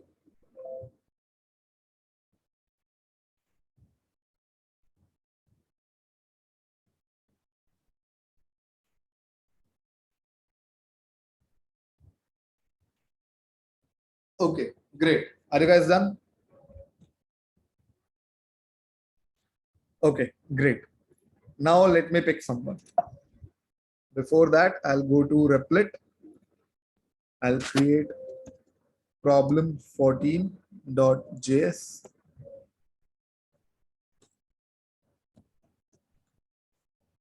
I'll say activity time. Okay. Let me pick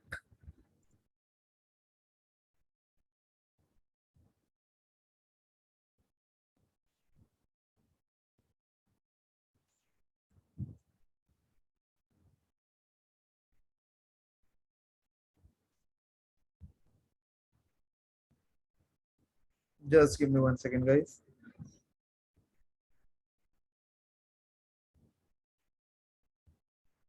Okay. Victor Paul, can you hear me? Hello. Yeah, hi Victor. Can you hear me? Yeah, I can hear you. Okay, great. So how to start with this question? Let's see the question once more. Okay. The question is that you are given two variables, that is a is equal to 3 and b is equal to 2, and you have to calculate some difference, product and division, and your output should look something like this. Do you understand the question? Yes. Yeah. Okay. How to start? So first we have to let a is equals to 3, Okay, great. A is equals to 3. Then and then we have to take let b is equals to 2, let b is equals to 2. Great. Then and after that console console dot dot. log Okay. open bracket. Then within the code, so we have to write sum is. Okay. After that comma, Okay. and then a plus b, Great. and then we have to yes. After that console dot log Okay. open bracket within quotes diff is diff is. Okay. After that comma, Mhm. a minus b. A minus b. Great. After that console dot log Console dot log. Okay. within quotes product prod space is, Okay. and then comma, then again a star symbol, then b, Okay.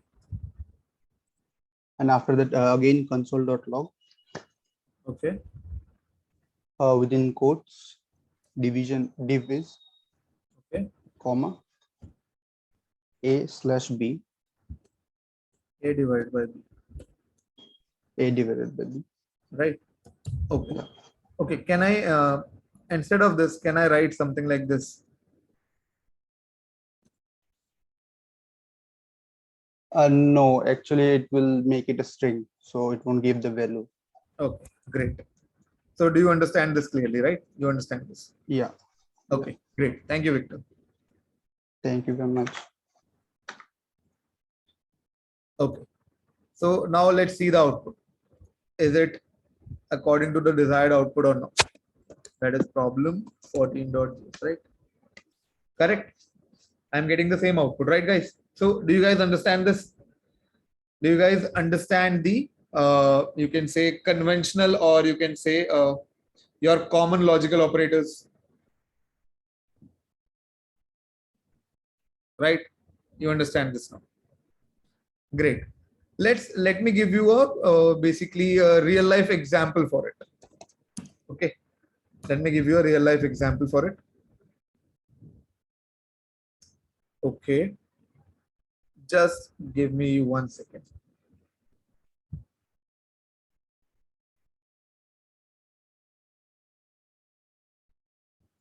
Okay, just give me 1 second, guys.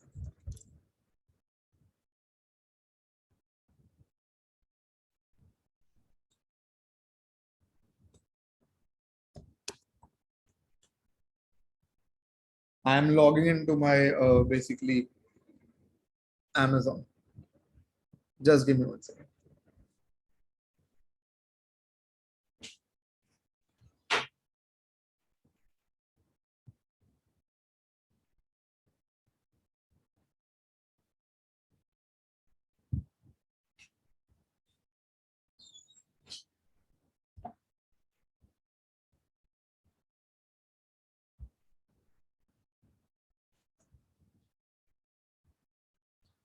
Okay. Can you guys see the screen now? Can you please give me a quick confirmation? Yeah. Okay, great.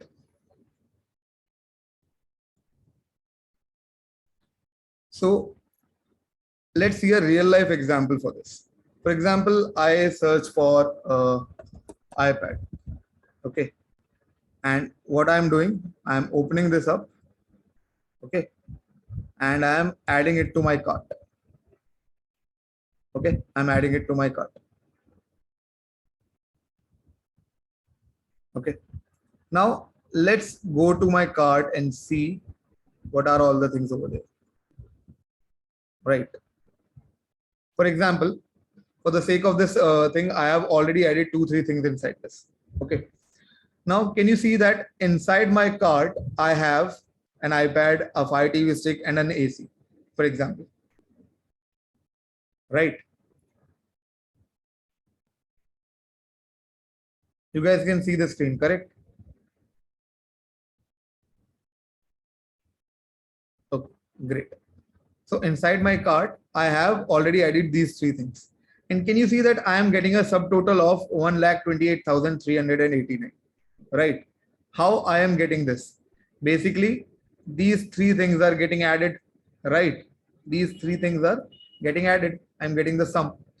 For example, instead of one Fire TV stick, I do 2. Now what will happen? What is happening over here right now? It is basically doing 80,900 plus 2 multiplied by 3,999 plus 43,490. Am I right? It is doing something like this, right? Okay. If I need to convert this in terms of code, what is it that Amazon's developer are doing behind the screen? Okay, behind this thing, what is the code written over here? Let's see. Okay, I'll say problem 15.js. Just to give you a clear understanding, I am taking this example, a real life example, so that you guys can correlate. Okay, what they have done, inside the cart, I have an iPad, right? What is the price of an iPad? 80,900. Right, this is the price of an iPad, 80,900. I'll say 8,900. Then what is the quantity of iPad in the cart? It is 1, right? Then I have TV stick, or I can say stick basically, right? What is the price of that? The price of that is 3,999. What is the quantity? Quantity of stick is basically 2, right? Then I have a AC. What is the price of the AC? Price of the AC is 43,490. 43,490, right? Then what is the quantity? Quantity is 1. Now, what is under the hood? What equation or what calculation they are doing under the hood? If I want to calculate the total, that is, if I want to calculate the cart total, what should I do? What should I do? I'll say quantity of iPad, right? Multiplied by quantity of iPad multiplied by price of iPad plus quantity of stick multiplied by price of stick plus quantity of AC multiplied by price of AC. Am I right? Item into quantity basically. And then I can do console.log cart. Right. Let's see what output I am getting. I'll do node problem 15.js. I am getting 1,32,388. Let's see. Yes, 1,32,388. Right. And just to make it more sophisticated, what can I do? I can say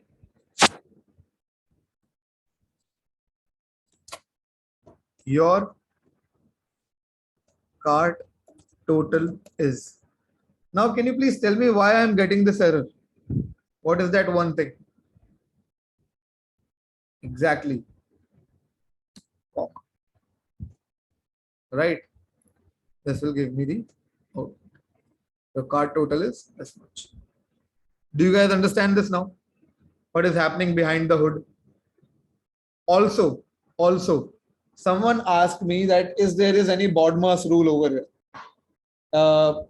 Some of you might know what is BODMAS rule. Some of you might know what is not a BODMAS rule. Basically, we used to have a BODMAS rule in mathematics, right? Bracket, open, division, multiplication, addition, subtraction, right? So let me tell you one thing. No BODMAS rule, but there is one thing. What you can do just to basically make things more clear what you can do, put these things in bracket. Quantity of iPad multiplied by iPad plus quantity of stick multiplied by stick plus quantity of AC multiplied by AC. Now this is much more readable and it is much more understandable now, right? If I do this, I'll get the same.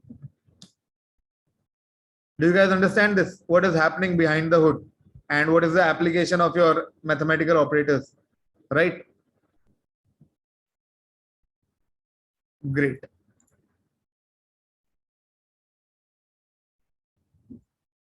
Great. Guys, don't jump onto the things. You will learn everything in gradual manner. Don't jump onto the things.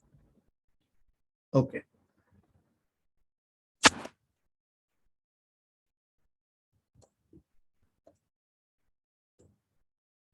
Now let's see another operator called as modulo. How many of you have heard about this operator?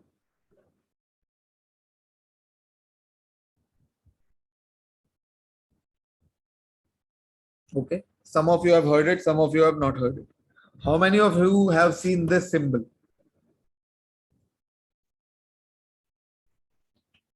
This is not a percentage symbol. In terms of JavaScript, this is a modulo symbol.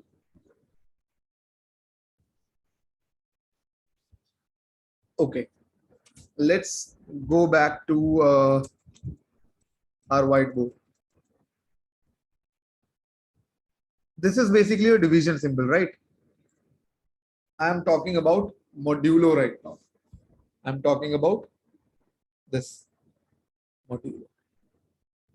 Okay.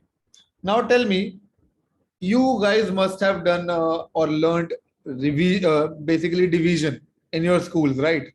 If someone says that 75 divided by 4, how you do that? You write 75 over here, 4 over here. You do something like this. 4 ones are 4, right? You'll get 3. You'll take this 5, right? 4 eights are 32. Then what you will get, right?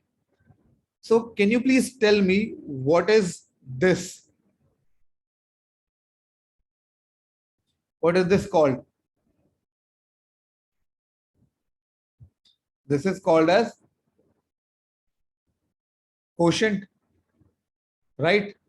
Similarly, this is called as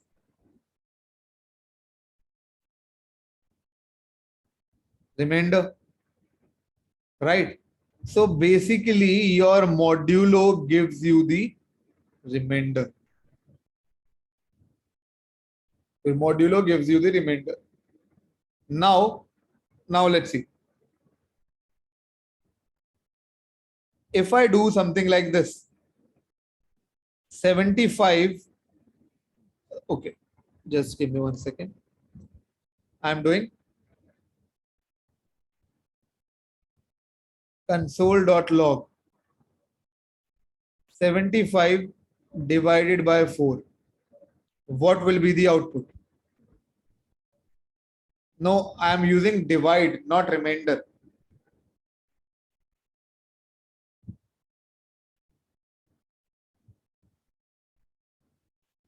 If I exactly divide it, I will get 12 point something or this thing, right?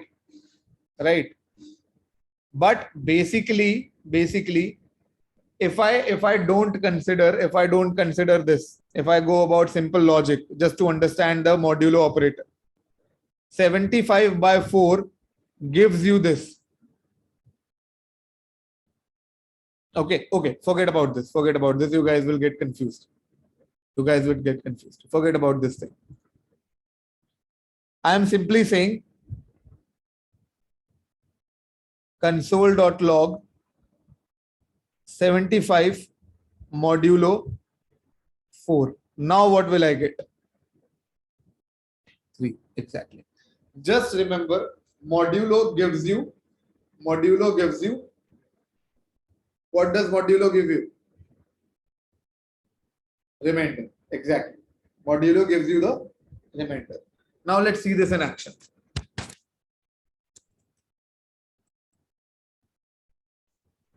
I have let x is equal to 75.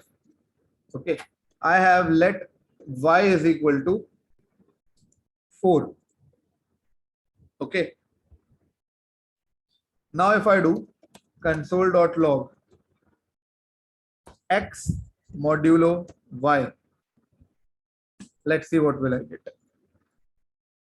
I'll say this is problem 16.js, right? Okay, 1 second. Oh, sorry.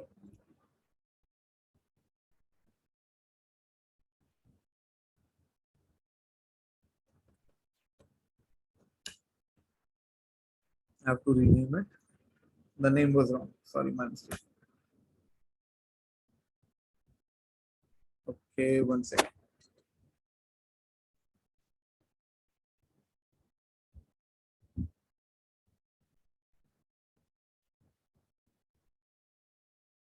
There is a space also.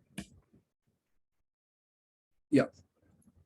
Now what I'll do, node problem 16.js.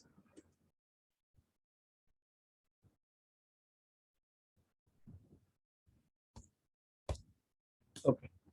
Now I'm getting 3. That means my modulo gives me the remainder, right? I can also write this. Remainder is with a comma, something like this to make much more sense, right? Do you guys understand what does modulo means? Modulo gives me remainder. Now, if I give you a very good example to understand this, let's see a real life example for this. Suppose this is you. This is you basically, you guys. You have completed your Masai course. Okay, you have completed your Masai course. You are applying for jobs now. You are applying for jobs now. Okay, someone is asking where is modulo key. It is a shift plus 5. Basically, your percentage sign is your modulo symbol. Okay. Now you are applying for your jobs, and one day you saw that Amazon has some vacancies. Okay. This is Amazon's office, for example. This is your Amazon's office.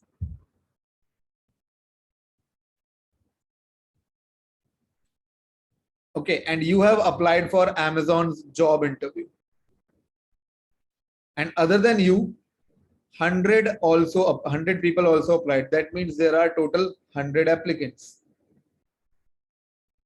Are you guys following the story? Are you guys following the story? Right, there are 100 applicants. Now, what did Amazon do? Amazon selected 4 panel members. Okay, there are basically 4 panels. Okay, because one person can't take all the interview for all the 100 people, right? So there are 4 panels basically.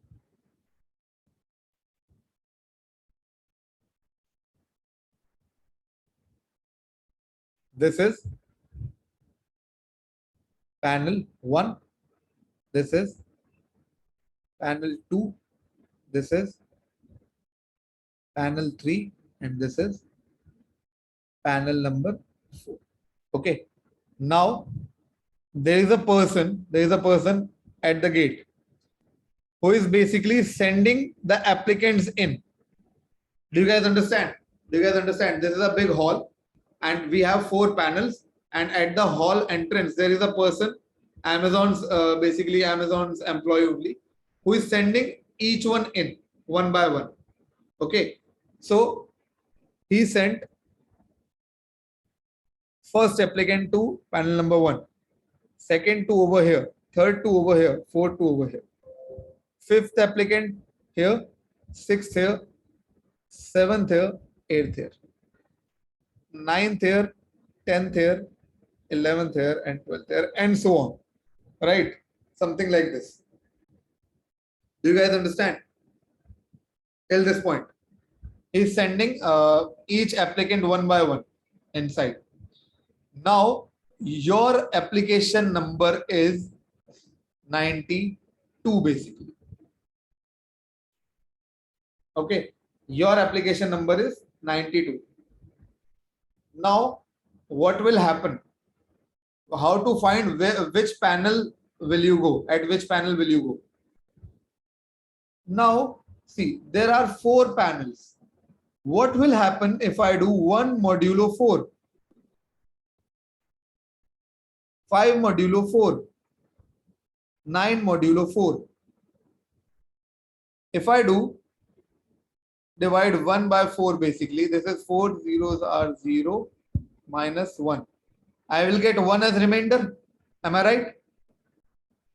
I will get 1 as remainder. So 1 modulo 4 is 1. 5 modulo 4 is 1. 9 modulo 4 is 1. Similarly, 2 modulo 4 is 2. 6 modulo 4 is 2. And 10 modulo 4 is 2. Similarly, 3 modulo 4 is 3. 7 modulo 4 is 3. And 11 modulo 4 is also 3. 4 modulo 4 is 0. 8 modulo 4 is 0.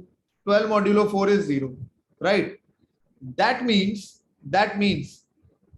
I have to calculate the modulo of it to find where will I go. Now see, when I am doing these things, this is giving me 1, 1, 1. That means all the candidates whose numbers are 1, 5, 9, something like this, they will go to panel number 1. These will go to panel number 2. These people will go to panel number 3. Now, where will I get modulo as 0? Where will I get remainder as 0? To those applicant numbers where they are multiple of 4 basically, right? 4, 8, 12, 16, 20, 24, something like this. At that point of time, I will get 0. That means the numbers which are multiple of 4 will go to panel number 4. Am I right? Am I right? They'll go to panel number 4. Correct. So in order to find out which panel number will I go, what will I do?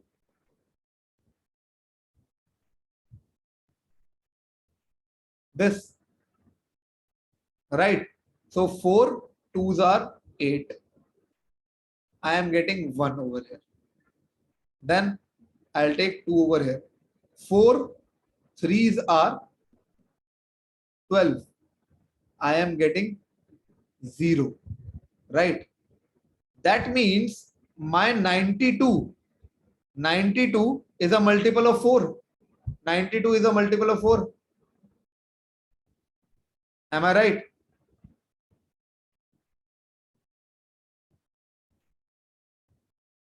See, all these things are modulo of 4. Don't think they are modulo of 2. These things are modulo of 4. Why 4? Because I have 4 panels. Because I have 4 panels.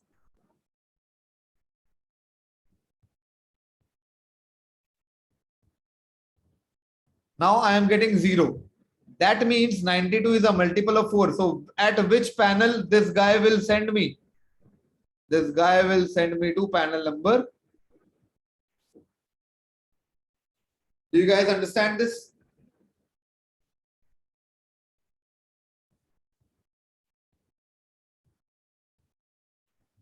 Do you guys understand this? Okay, I'll explain once more. If you are not understanding, I'll explain once more. Don't worry.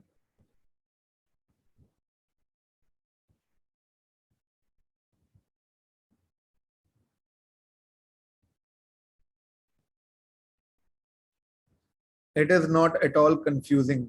Take it as a story, not as a math problem. What you guys are doing, I know. You guys are taking it as a maths problem. Don't consider this that this is a maths problem. Take it as a story. Take it as a story and basically correlate it with your real life.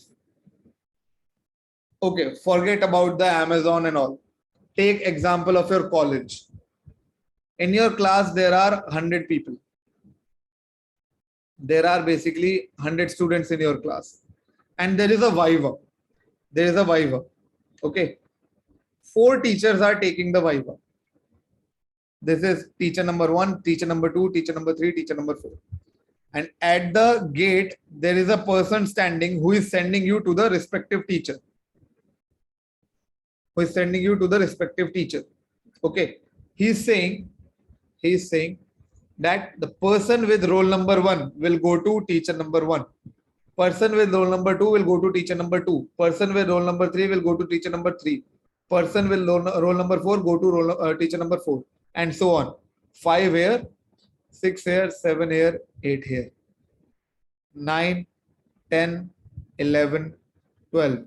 And it will continue till I have reached 100. Right? Do you guys understand till this point? Any issues till this point in the story? No issues in the story, right?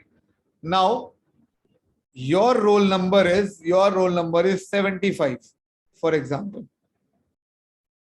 Your roll number is 75. Now you have to think, okay, my roll number is 75. Where will this guy send me? At which teacher this guy will send me? You are very good at maths. You are very good at maths. So you said, okay, let's find out the modulo. Let's find out the modulo. Let's see what will happen. Tell me what will happen if I do the modulo of 1 with 4. And why I am doing with 4? Because I have total 4 teachers. That is why I am doing it with 4. Understood till this point? Till this point, have you guys understood? Okay. Now, I am just checking that if my calculation is correct or not, if my thinking, if my approach is correct or not. What will happen if I do 1 modulo 4? What will be the output? 1. Why? Let's see. 1, and I am dividing it by 4. This is obviously smaller than 4, right? So what will I do? 4, 0 times is 0. This will give me remainder as 1. That means whenever anything which is smaller than this, that means I will get the remainder as same. Right? 1 modulo 4 will give me 1. 2 modulo 4 will give me 1. 2. 3 modulo 4 will give me 3. Do you guys understand this? Do you guys understand this now? Great. Now what is 5 modulo 4? The remainder will be 1. What is 9 modulo 4? Remainder will be 1. Similarly, when I do 2 modulo 4 and 6 modulo 4, 10 modulo 4, what are the remainders? In all the cases, remainder will be 2. Right? Similarly, when I am doing 3 modulo 4, 7 modulo 4, and 11 modulo 4, what is the remainder? 3. Exactly, I am getting 3. When I do 4 modulo 4, 8 modulo 4, and 12 modulo 4, what is the remainder? In all the cases, the remainder is 0. So can you see any kind of pattern? Can you see any kind of pattern? When the remainder is 1, I am going to panel number 1. When the remainder is 2, I am going to panel number 2. When the remainder is 3, I am going to panel number 3. When the remainder is 0, basically, that means I am going to the last panel. I am going to the last panel. Do you guys agree with me on this? Right? So my approach is correct. My approach is correct. Now I have to check where will I go. My roll number is 75. What will I do? Something like this. 4 ones are 4. 3. This will take 5 over here. 4 8s are 32. The remainder will be 3. That means 75 modulo 4 is 3. So where will I go? I will go to panel number 3. Do you guys understand this? This is a real life application. In short, you have to remember just one thing. And what is that one thing? That one thing is whenever you use a modulo, it will give you remainder. Right? Do you guys understand this? Great.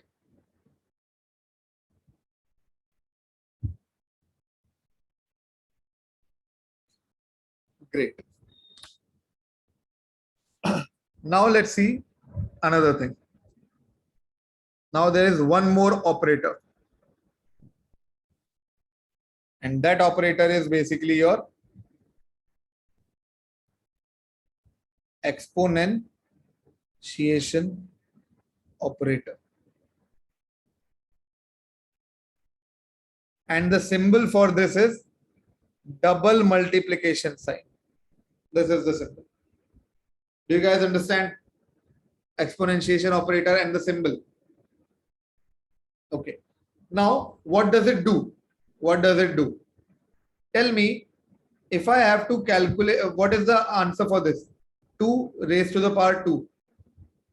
What is the output? 4. 2 raised to the power 3. What is the output? 8. 3 raised to the power 3. What is the output?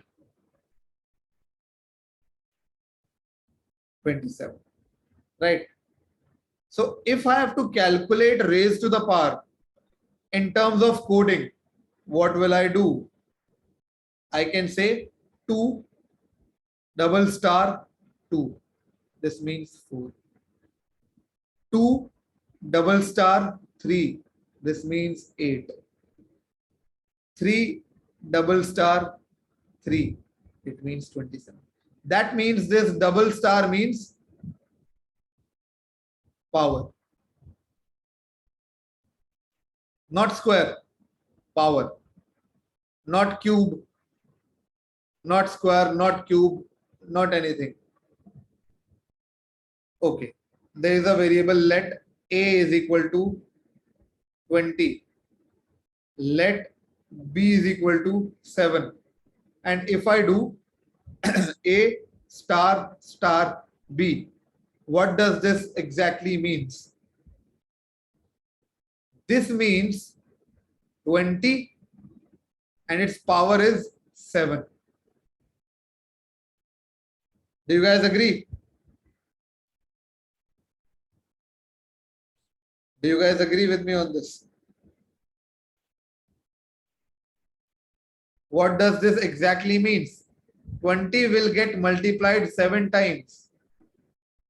4, 5, 6, and 7.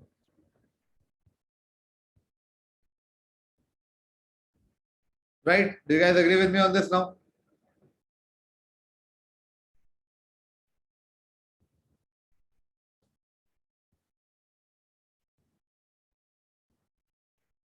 Got it? Should I continue now? Let's go to Replit and see this in action.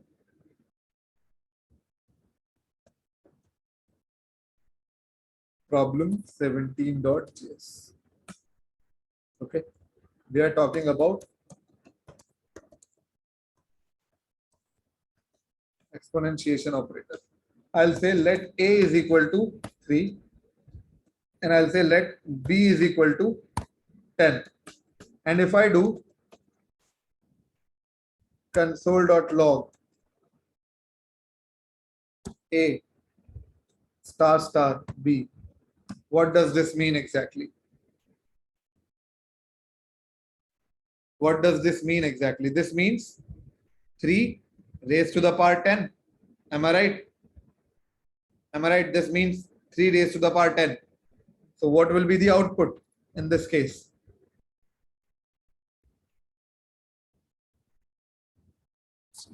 Note problem 17. The output is 5909004. Do you guys agree with me on this? Do you guys understand how to calculate the power? You have to use exponentiation operator. Okay. Now let me ask you a question. Problem 18.js. The question is, calculate the square root of 16 using exponentiation operator.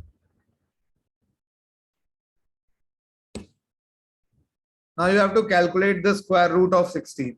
This is let a is equal to 16. You have to calculate the square root of this. What is square root?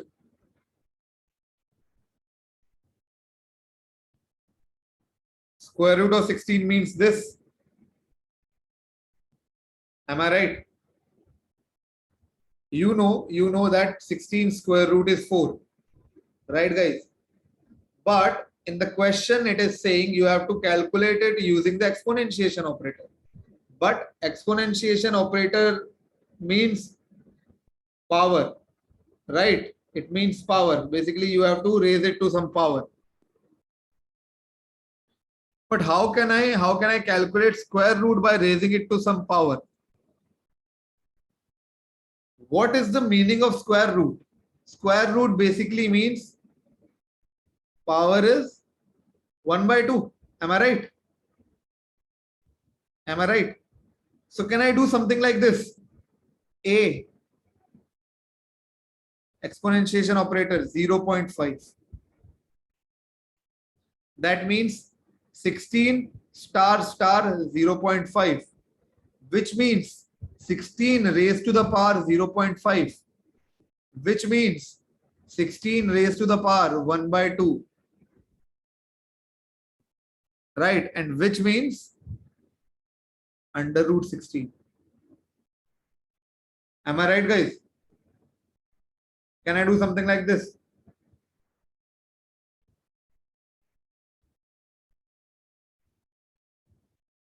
Okay, let's see. Let's see, is it working or not?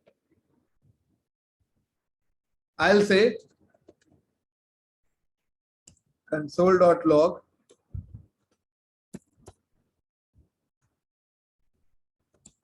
square root is a star star 0.5. Now let's see. Oh, sorry. This is problem 18. Right, I'm getting square root is 4. Again, let me tell you once more. Don't worry. Square root of 16 means, you know, square root of 16 is 4. But how can you find it using exponentiation operator? How can you find it using exponentiation operator? Exponentiation operator is basically used for raising something to a power, right? If I say 2 star star 3, it means 2 raised to the power 3, right? That means if I have to use exponentiation operator to find the square root, I have to raise 16 to some power, right? And in mathematics, your under root, that is square root, means 1 by 2. Your square root means raise this number to a power of 1 by 2. Guys, can you please give me a second? Give me a second.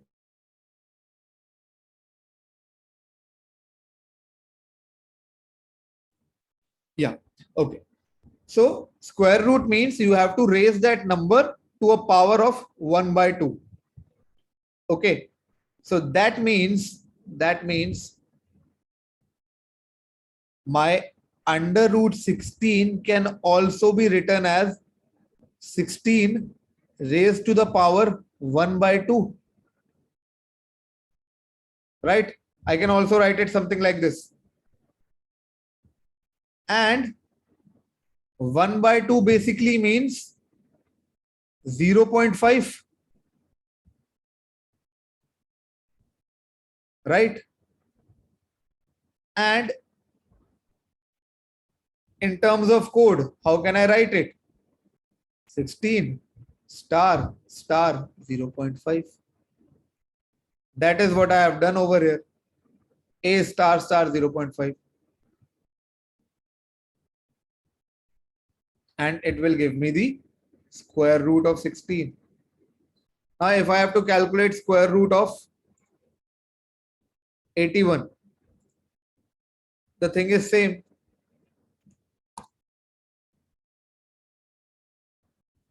It will give me the output as square root is 9. Do you guys understand this now? Okay. let's basically see till now what we have covered.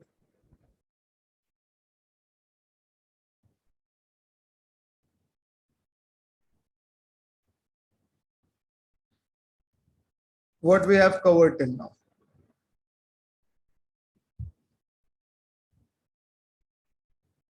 I'll say we have seen addition operator, we have seen subtraction operator, we have seen multiplication operator, we have seen division, we have seen modulo, we have seen exponentiation, right? Now let me ask you one by one. Have you understood addition? Great. Have you understood subtraction? Great. Have you understood multiplication? Right. Have you understood division? Okay. Have you understood modulo? This gives me remainder, right? Have you understood exponentiation? This is raised to a power. Okay, great, great. We have covered these many things now. Okay, now let me show you one more thing. Suppose there is a variable, let x is equal to hello. Okay, and again there is a variable, let y is equal to world. Can I do something like this? Console.log basically, or I can say x plus y. Can I do something like this? Yes, I can do that. I can perform this addition on my strings also. What will be the output? Output will be hello world without any space, without any space. Do you guys agree with me on this? Let's see, let's see. We'll see to it. Don't worry. Don't worry. Let me show you some cool tricks now.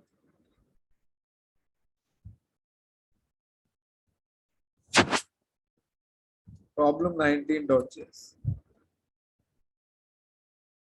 This is let x is equal to hello. Okay.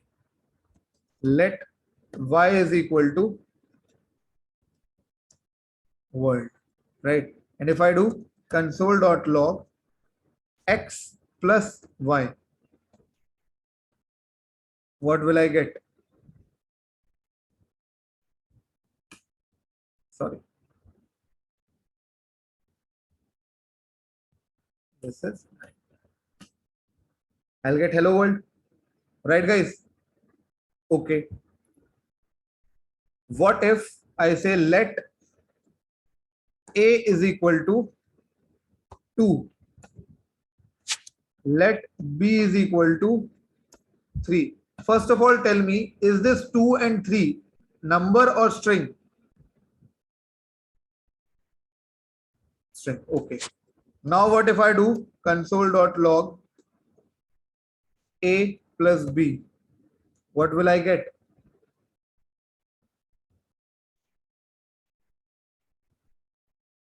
Right. I will get 23. I will not get 5. I will get 23. Why? Because my 2 is a string and my 3 is also string. It will get attached to it. Similar to this. Do you guys understand this? Okay, now again, let you can say c is equal to 2. Let d is equal to 3. And if I do console.log c plus d, what will be the output? Exactly, the output is 5. Now why it is 5? Because both of these are numbers. Both of these are numbers. Okay. This is string, right? This is also string, right? This is also string. This is also string, right? But this is number. This is number, right? Okay. That means when I add two strings, I will get an output as string only. Am I right? Am I right? Over here also, if I am adding two strings, I am getting the output as string only. Right? If you check the type of this a plus b and type of this x plus y, it will give you string. And when I am adding two numbers, what I am getting? C plus d, a number. You can spot a number and a string in a Replit by the color of it. A number is yellow color, a string is white color. Okay, this is a difference on Replit. Cool, guys. Now, very good question. What if I add this? My basically num is 2 and string is, now tell me, this is a number and this is a string. Now if I do console.log num plus str, what will happen? Some of you are saying it will show me an error. No. Let's see what will happen. It is giving me 23. It is giving me 23. Now, one thing is clear. Let me tell you how. This is something in JavaScript. Okay. This is not in JavaScript, in programming languages. See. Always remember this rule that I am writing right now. Sorry. When you are adding, I will say,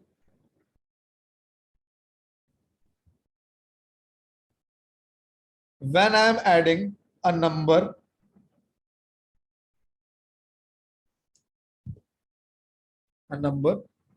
to a number, the output will be, can you please tell me? The output will be a number only, right? Again, when I am adding a string with a string, what is my output?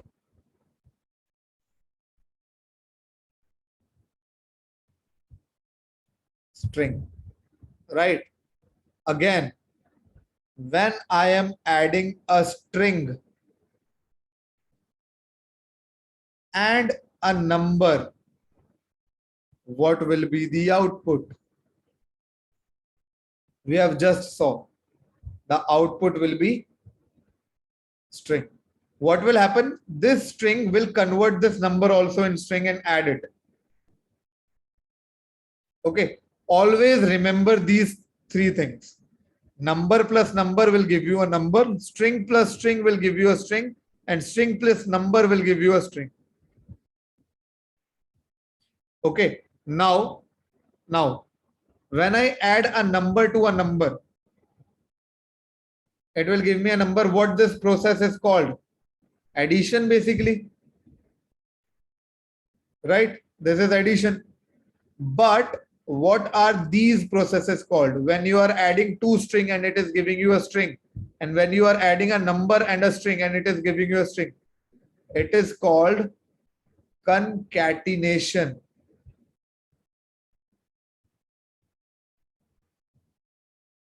It is called concatenation.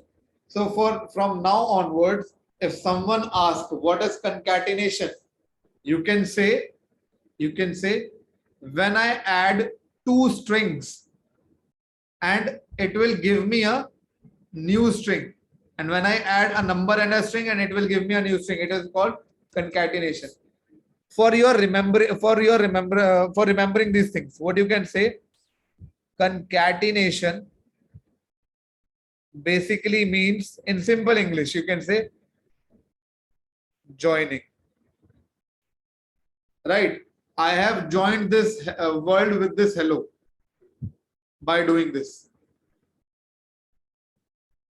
You can do it with n number of strings. Even if you can take 7 strings, it will result in string. Okay? This is just a basic understanding that when you add two numbers, you will get a number. When you add two string, you will get a string. When you add a string and a number, you will get a string.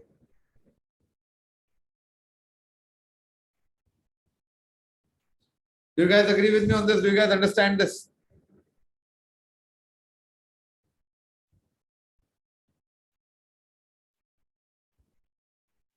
Right? Great.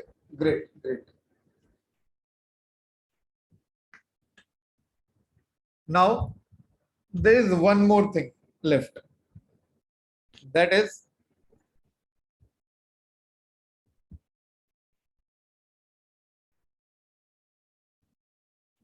Boolean data types.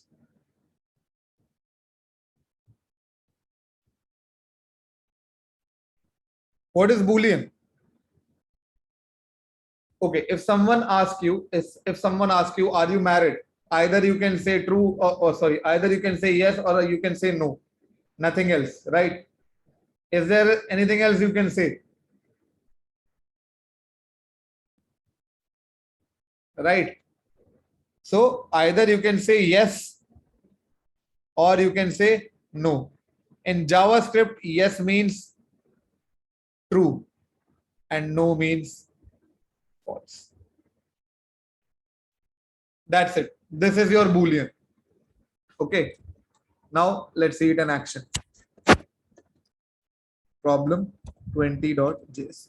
Then we'll jump on to the IW session, and and simultaneously I'll explain you about the OJ as well. I hope you attended the yesterday's session of OJ, and over there Ronak told you what OJ is, what test cases are and everything, right?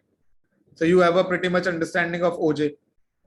I'll take you to OJ and I'll solve those questions with you so that you guys can have a clear understanding, right? You know what are test cases, you know how to log into OJ and everything, but I will do it once more in front of you. Right, guys? Okay. So let's see this thing. I told you about the Boolean thing. Okay. Let's summarize everything.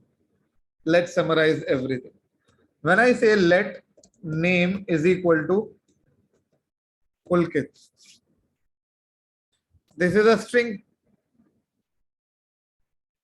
right? This is a string.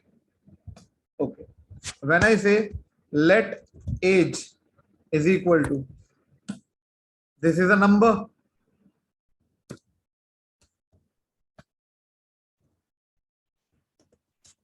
Right, guys? This is a number. When I say let, right, this is a string again. Am I right? Now, when I say let married, if someone asks me, are you married? What I will say? I told you in terms of JavaScript, it is true or false, right? Right? And it is case sensitive. Everything is in small letters. Everything is in small letters. Okay, and see, this is a keyword also. You can see it is coming in blue color. That means it is a keyword. It is totally up to you. You can take age as a string or age as a number as well. That doesn't matter. That is totally up to you. I am taking it in form of number. This is, what is this? Boolean, right? Do you guys agree? And then if someone asks me, let driving license. Okay, do I have a driving license? Yes. This is also a Boolean, right? Do you guys agree with me on this? Now let's see what will happen if I console log everything. If I console log name, if I console log age, if I console log gender, if I console log married, and if I console log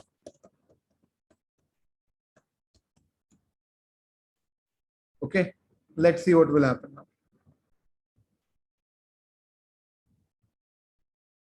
No one is going to ask you the definition of Boolean. Boolean is, you can just say Boolean means true or false. That's it. Yes or no, nothing else. Let's see what will be the output. Output is Pulkit 26 males false true. Right? That means I am getting this Boolean as it is over here. And I have already told you, if you want to check the data type, if you want to check the type of something, what do you use? What is that one thing that you use? Type of. What will happen if I check the type of name? What will happen if I check the type of name? String. What will happen if I check the type of age? Number. What will happen if I check the type of gender? String. Now let's see what will happen if I check the type of this married and type of driving license. Let's see what will happen.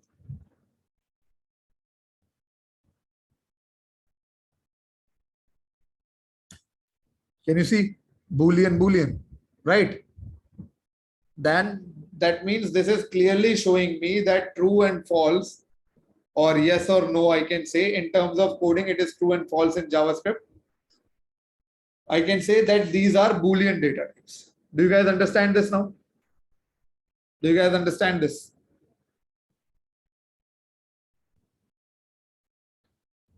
Great. Great. Okay. Now let's see your IW assignments. Okay. First answer this question. Every one of you have got the email ID and basically your Masai code and password for OJ, right?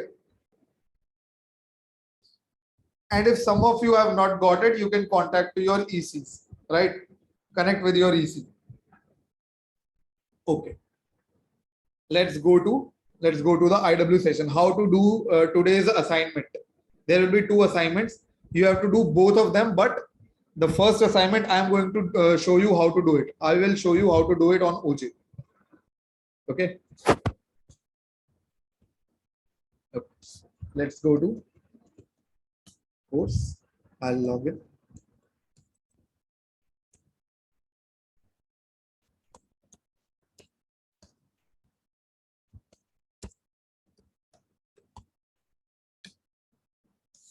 Right. This is your dashboard. Right, guys? Yes, you have to do both of them on OJ. Now, this is the assignment that I'm going to show you how to do it. When you open it, there will be 2 things. There will be 2 things. A link and a password. You have also seen this in yesterday's session in basically in Ronak's session, right? Ronak have already told you this. Now, how to open this link? Either you can click on it, but I right click and open it in new tab. Once I open it in new tab, it will ask for my password and basically my username and my password that you have received on your mail IDs. Right? Right, guys? Okay, great. So what will I do? I'll say, just give me 1 second.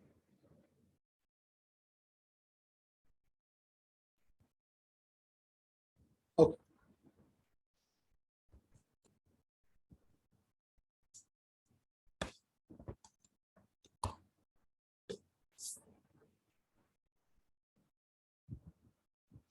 Sorry. Right. Once you log in, you can see that you have successfully logged in by seeing your Masai code at the top right corner. Right, guys? Now it is asking for you the password. Where will you get this password? From here in your assignment only. I have given you the password as well. And hit enter. Once you hit enter, you can see start at. This contest has started at 11:30 today, and this will be live till tomorrow 12 a.m. So this is your deadline. That means you have 35 hours to complete this contest. Guys, don't go here and there, focus on this itself. Otherwise, you will not know how to do this. All right. Okay. I suppose all of you were there in the yesterday's session, right? All of you were there where Ronak explained what are the test cases and what are all the things on OJ, how to do the question, right? Okay, great. If you were not there, don't worry. I am repeating it again. See over here. See over here. Almost 800, 900 students were there. I was also there in that session. That is why I know.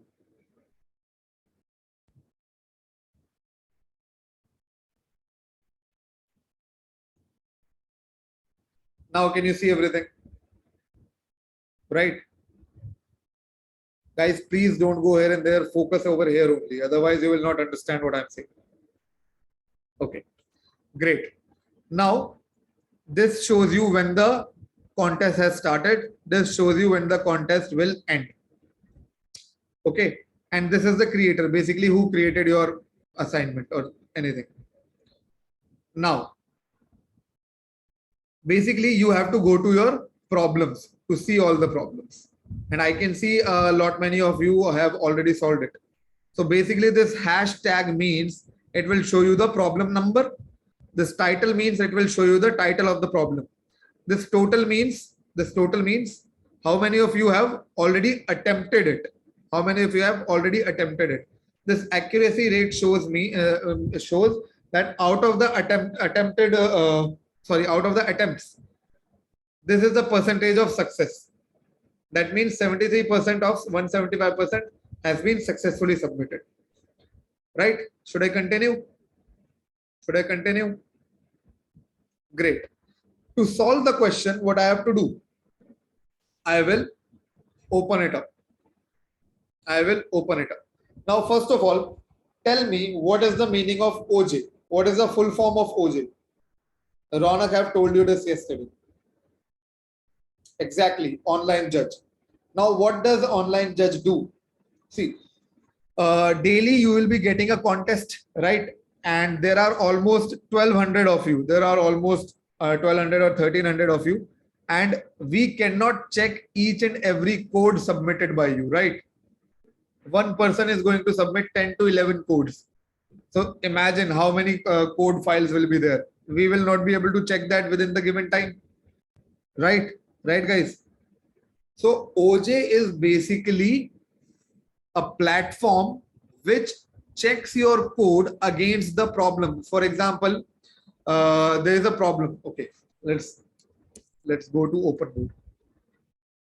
Okay, first of all, I'll say OJ means online judge. Okay, for example, there was a problem that you have to add two numbers, X and Y. Okay, so what will be the code for this? Can you please tell me what will be the code for this?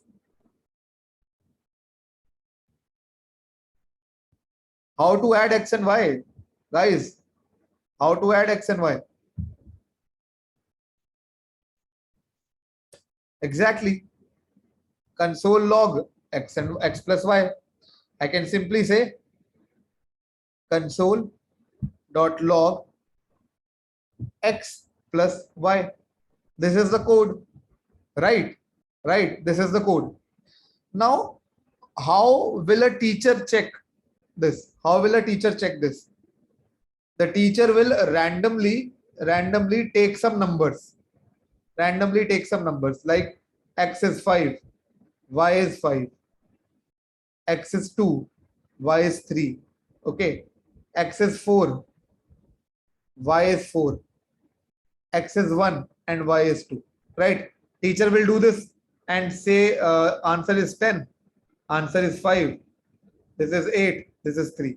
Now teacher will check your code by replacing his values. He'll say X, you have written X plus Y. Teacher will do 5 plus 5.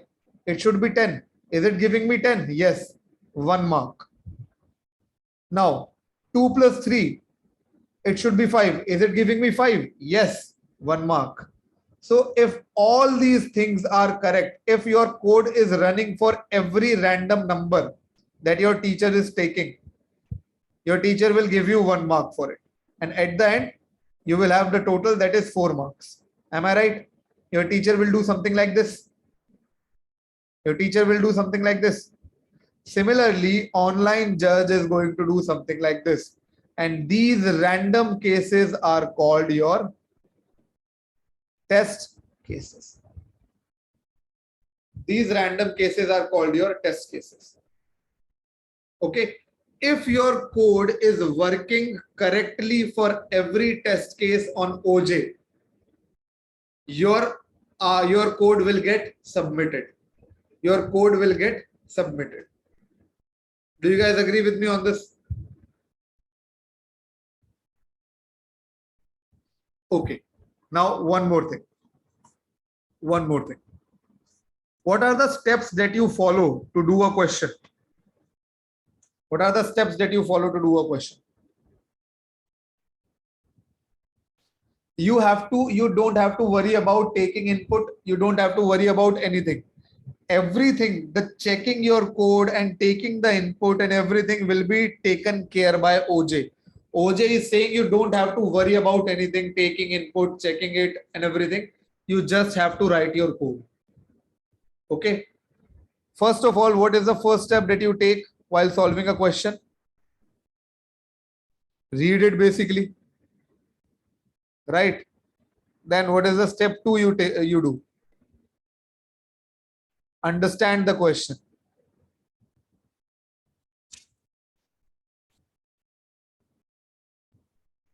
Right. Then step 3, what do you do? Submit it. Right. Guys, you are able to hear me, right?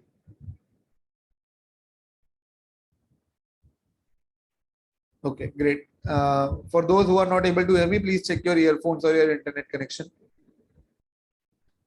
Okay. Sorry, step 3 would be your writing the code. Step 3 would be your coding. And step 4 will be your submitting. Right.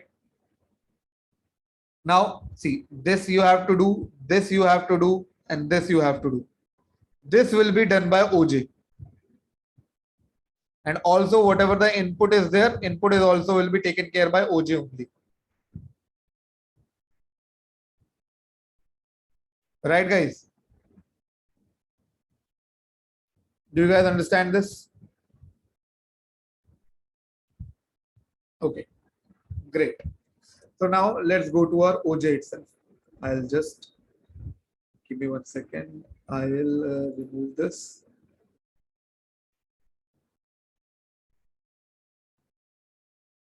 And I'll remove this as well.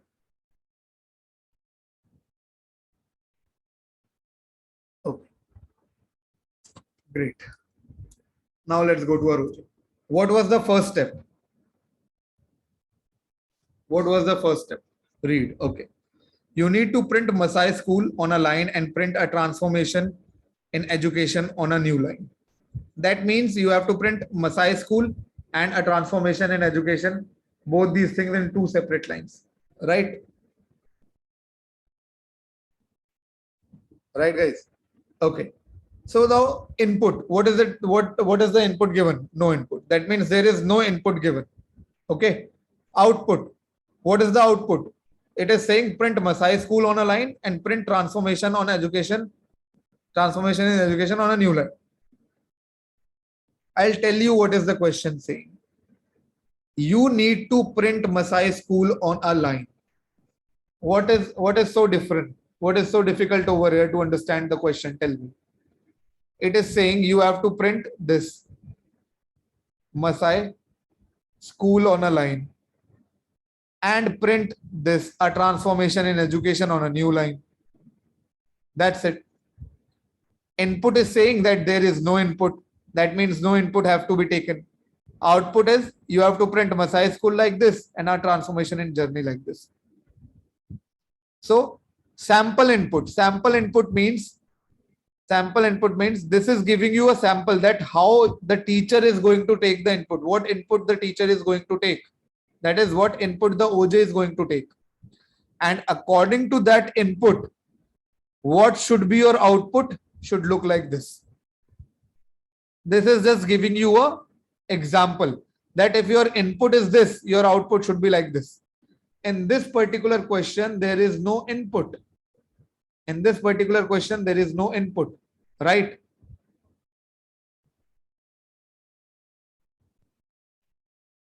Okay, great. Now let me tell you what is this. This button is basically for your editor's position. If you do this bottom, your code editor will go to bottom. If you do this right, it will go to right. If you do this top, it will go to top. If you do this left, it will go to left. I keep it right only. I like it right like this because I can read the question, I can code simultaneously. Now again, this is your language. We are learning JavaScript, so we will select JavaScript only. If you want some other theme, you can change the theme. You can change the theme basically over here. Okay. I like this only, Crimson Editor or Dawn, whatever you want to pick. Okay. Now, it is clearly saying that enter your code here. You have to write your code over here. Right. Now, what you have to do? What you have to do? You have to print Masai School in a line. This is one line. Then what you have to do? Print this basically a transformation in education in second line. Right, guys? Is there anything else you have to do? Is there anything else you have to do?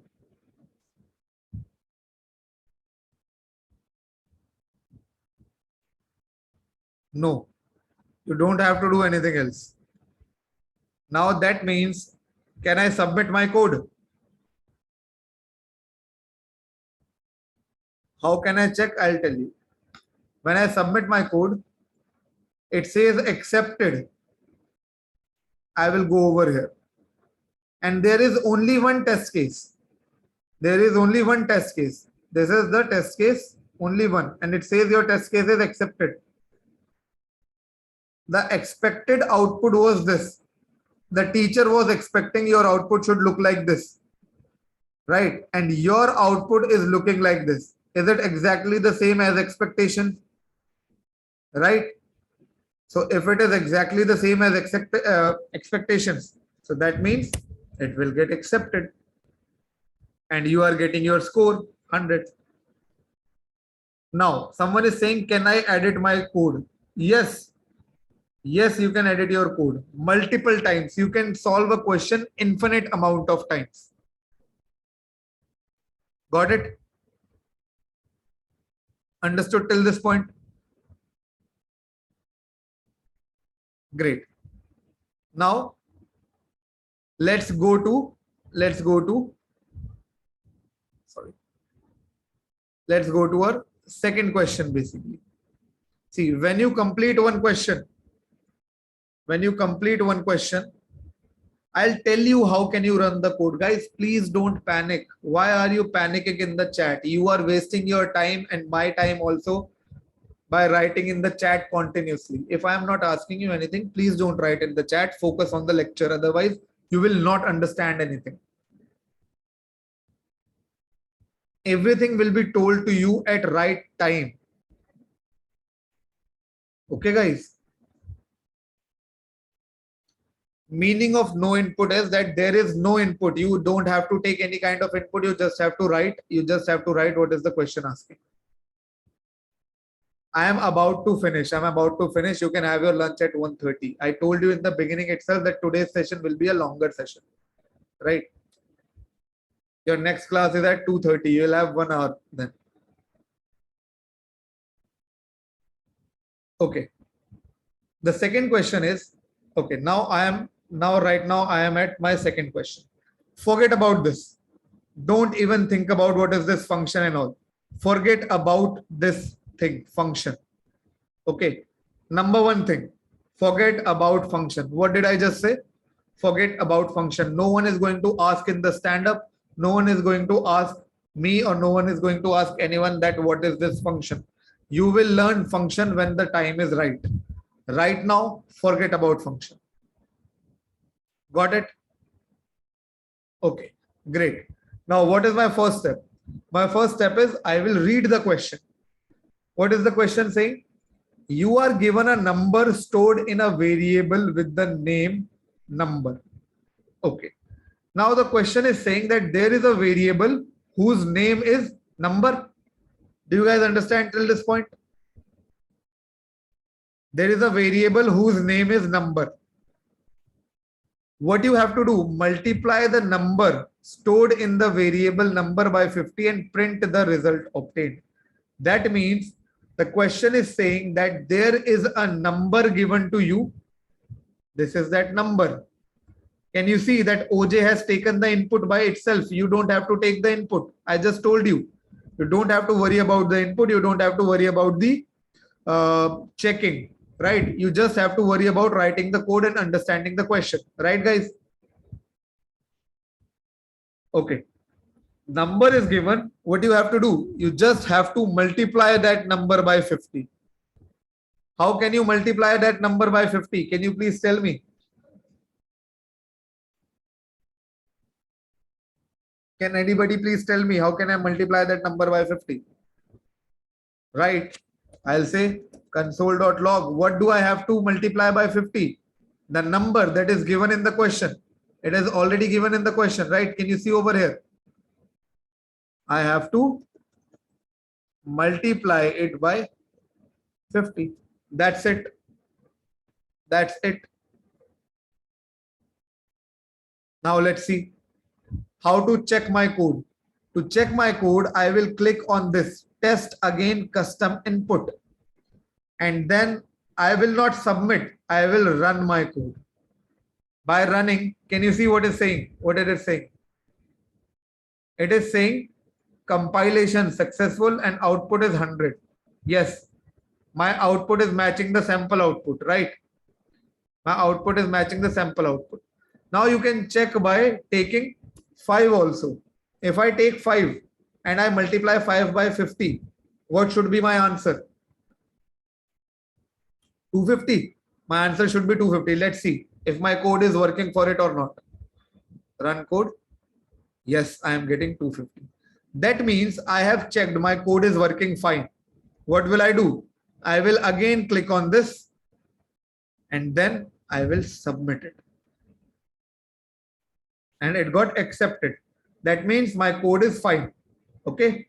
All the test cases are getting passed and I am getting the score. Do you guys agree how I am doing this? Do you guys understand this? Great. Don't worry, guys. There is one more assignment and you have to do it by yourself. Basically, you have to do this also and that assignment also. Now let's go to third question.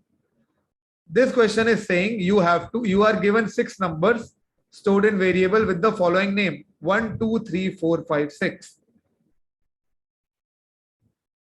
All the numbers are already given: 1, 2, 3, 4, 5, 6. What you have to do? You have to calculate the product of all the numbers. Now, what do you mean by product?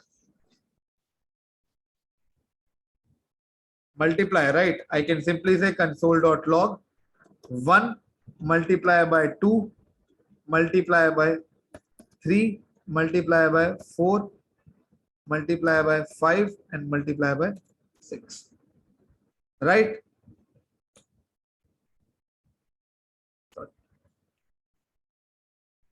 Right, I just have to do this. Correct, guys? Not, I will not do 1 multiply by 2 multiply 3. I will not do this. Why I will not do this? Because I have to work on the numbers that are given by the question. What are the numbers given by the question? This. Do you guys understand? Constraint is basically, see, it is saying you are given 6 numbers stored in variables with the following name: 1, 2, 3, 4, 5, 6. Now constraint is basically n will be in between 1 and 20. That means the value of this 1, this 2, this 3, this 4, this 5 will never be less than 1 and will never be more than 20. Basically, this is your limits. Your values of 1, 2, 3, 4, 5, 6 variable will be in between 1 and 20 only. That is the basic meaning of constraints. Okay. Now, if I check it,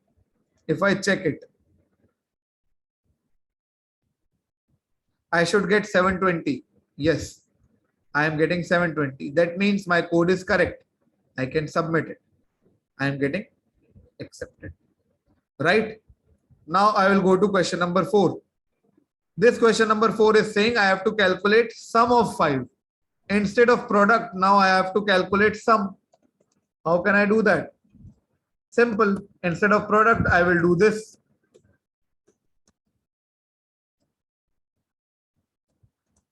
Am I right, guys? I'll do this.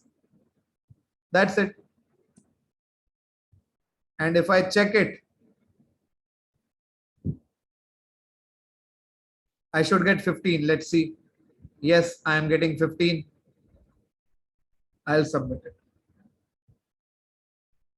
Right? Okay.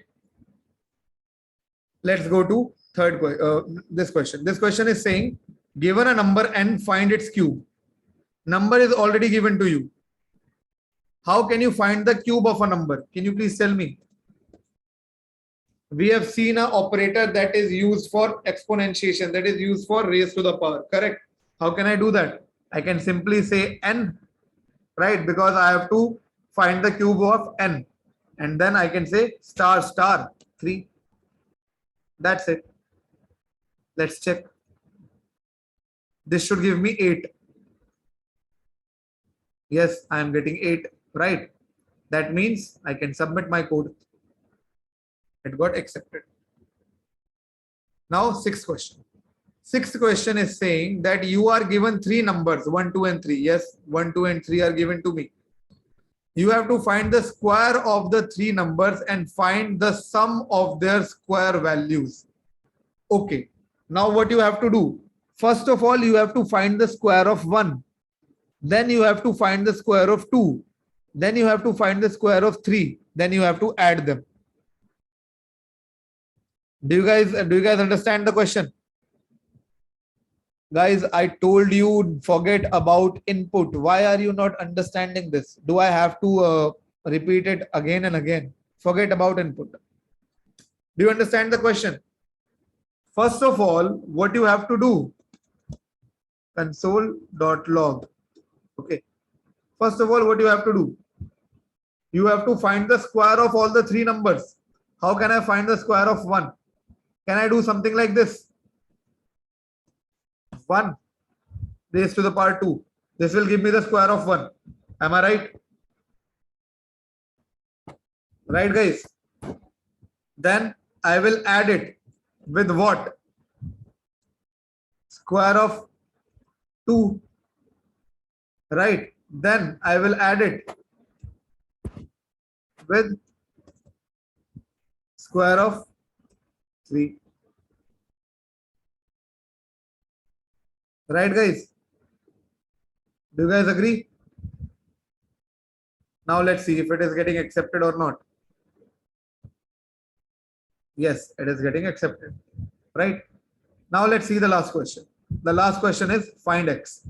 It is saying you are given a number x. Find the value of x if x is multiplied by 3, 10 is added to the new value of x. Now it is saying x is given to you. First of all, what they are doing, they are multiplying x by 3. Okay, so that means my x is equal to x multiplied by 3. Right? What I am doing, I am multiplying the value of x by 3 and I am storing it again into x. It is similar to that reassigning question that I given you in the yesterday's assignment. That is second question. And I given you a hint also in today's session, right? And then what you are doing? Then what we are doing? We are basically adding 10 to x, right? And then I am console logging x. That's it. Let's see. Go step by step. It is saying multiply x by 3. Okay, I have multiplied x by 3. And after multiplying, I have stored it inside the x. Then it is saying add 10 to x. Now I have added 10 to x and I have stored it again into x. Now if I console log x, I should get 19. Let's see. Yes, I am getting 19. Now if I submit it, it will get accepted. Right? That's how you have to do your IW assignment. If you have any kind of doubt, you can reach out to your IES. Okay. Now let's see what is your today's assignment. This is your today's assignment. What is the password? 1 second. I have to just show you something. If you hit enter and go to problems, you will see multiple questions. Now, focus here, guys.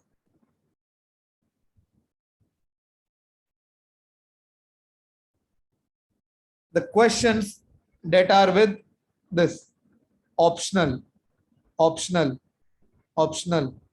This is also optional. This is also optional. Optional, optional, optional. Either you can do these questions or you can basically not do this question. This is completely up to you. This is your choice. Okay. This is your choice. These questions are optional, but you have to do these questions. This, and these questions. The red questions are optional. You can do it or opt out for not to do it. But you have to do these questions. But I would suggest you guys to do all the questions so that you guys can have good practice, right?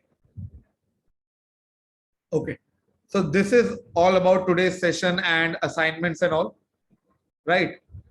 The last thing that is pending is your poll.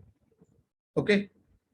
I'll share the link of the poll in the chat in the Notion doc itself. It will just take 5 minutes and then it's all over today, right? I told you in the beginning itself that today's session will be a little longer because I have to introduce you to the OJ and all, everything. All right. Sorry.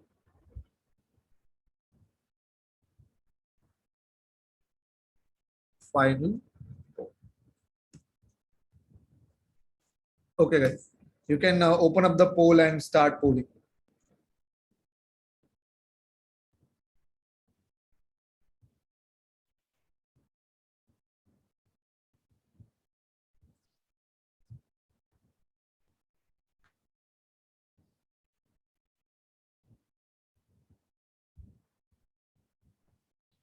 Okay, I am sending the link once again for the Notion doc, but please guys save this link. I will not share it from tomorrow onwards.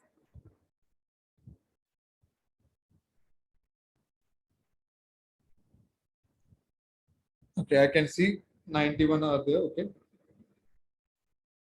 Okay, if you are done with it, that's very good. That's very good. Once we reach 500 or 550, I'll show you the results.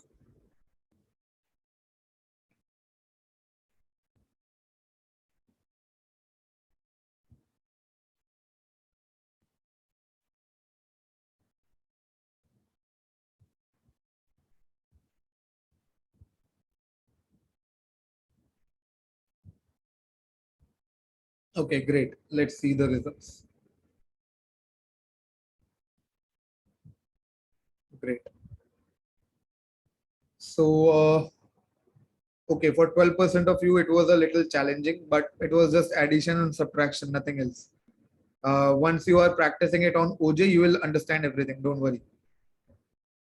Great. The okay, OJ assignment, mathematical operators, modulo. Okay, you guys like this. Great. Great. Thank you, guys. Thank you for today's session, and thank you for being patient with me. Right. I know it was a little lengthy session today, but it was necessary actually. Okay. Great, guys. Have a good day. Bye.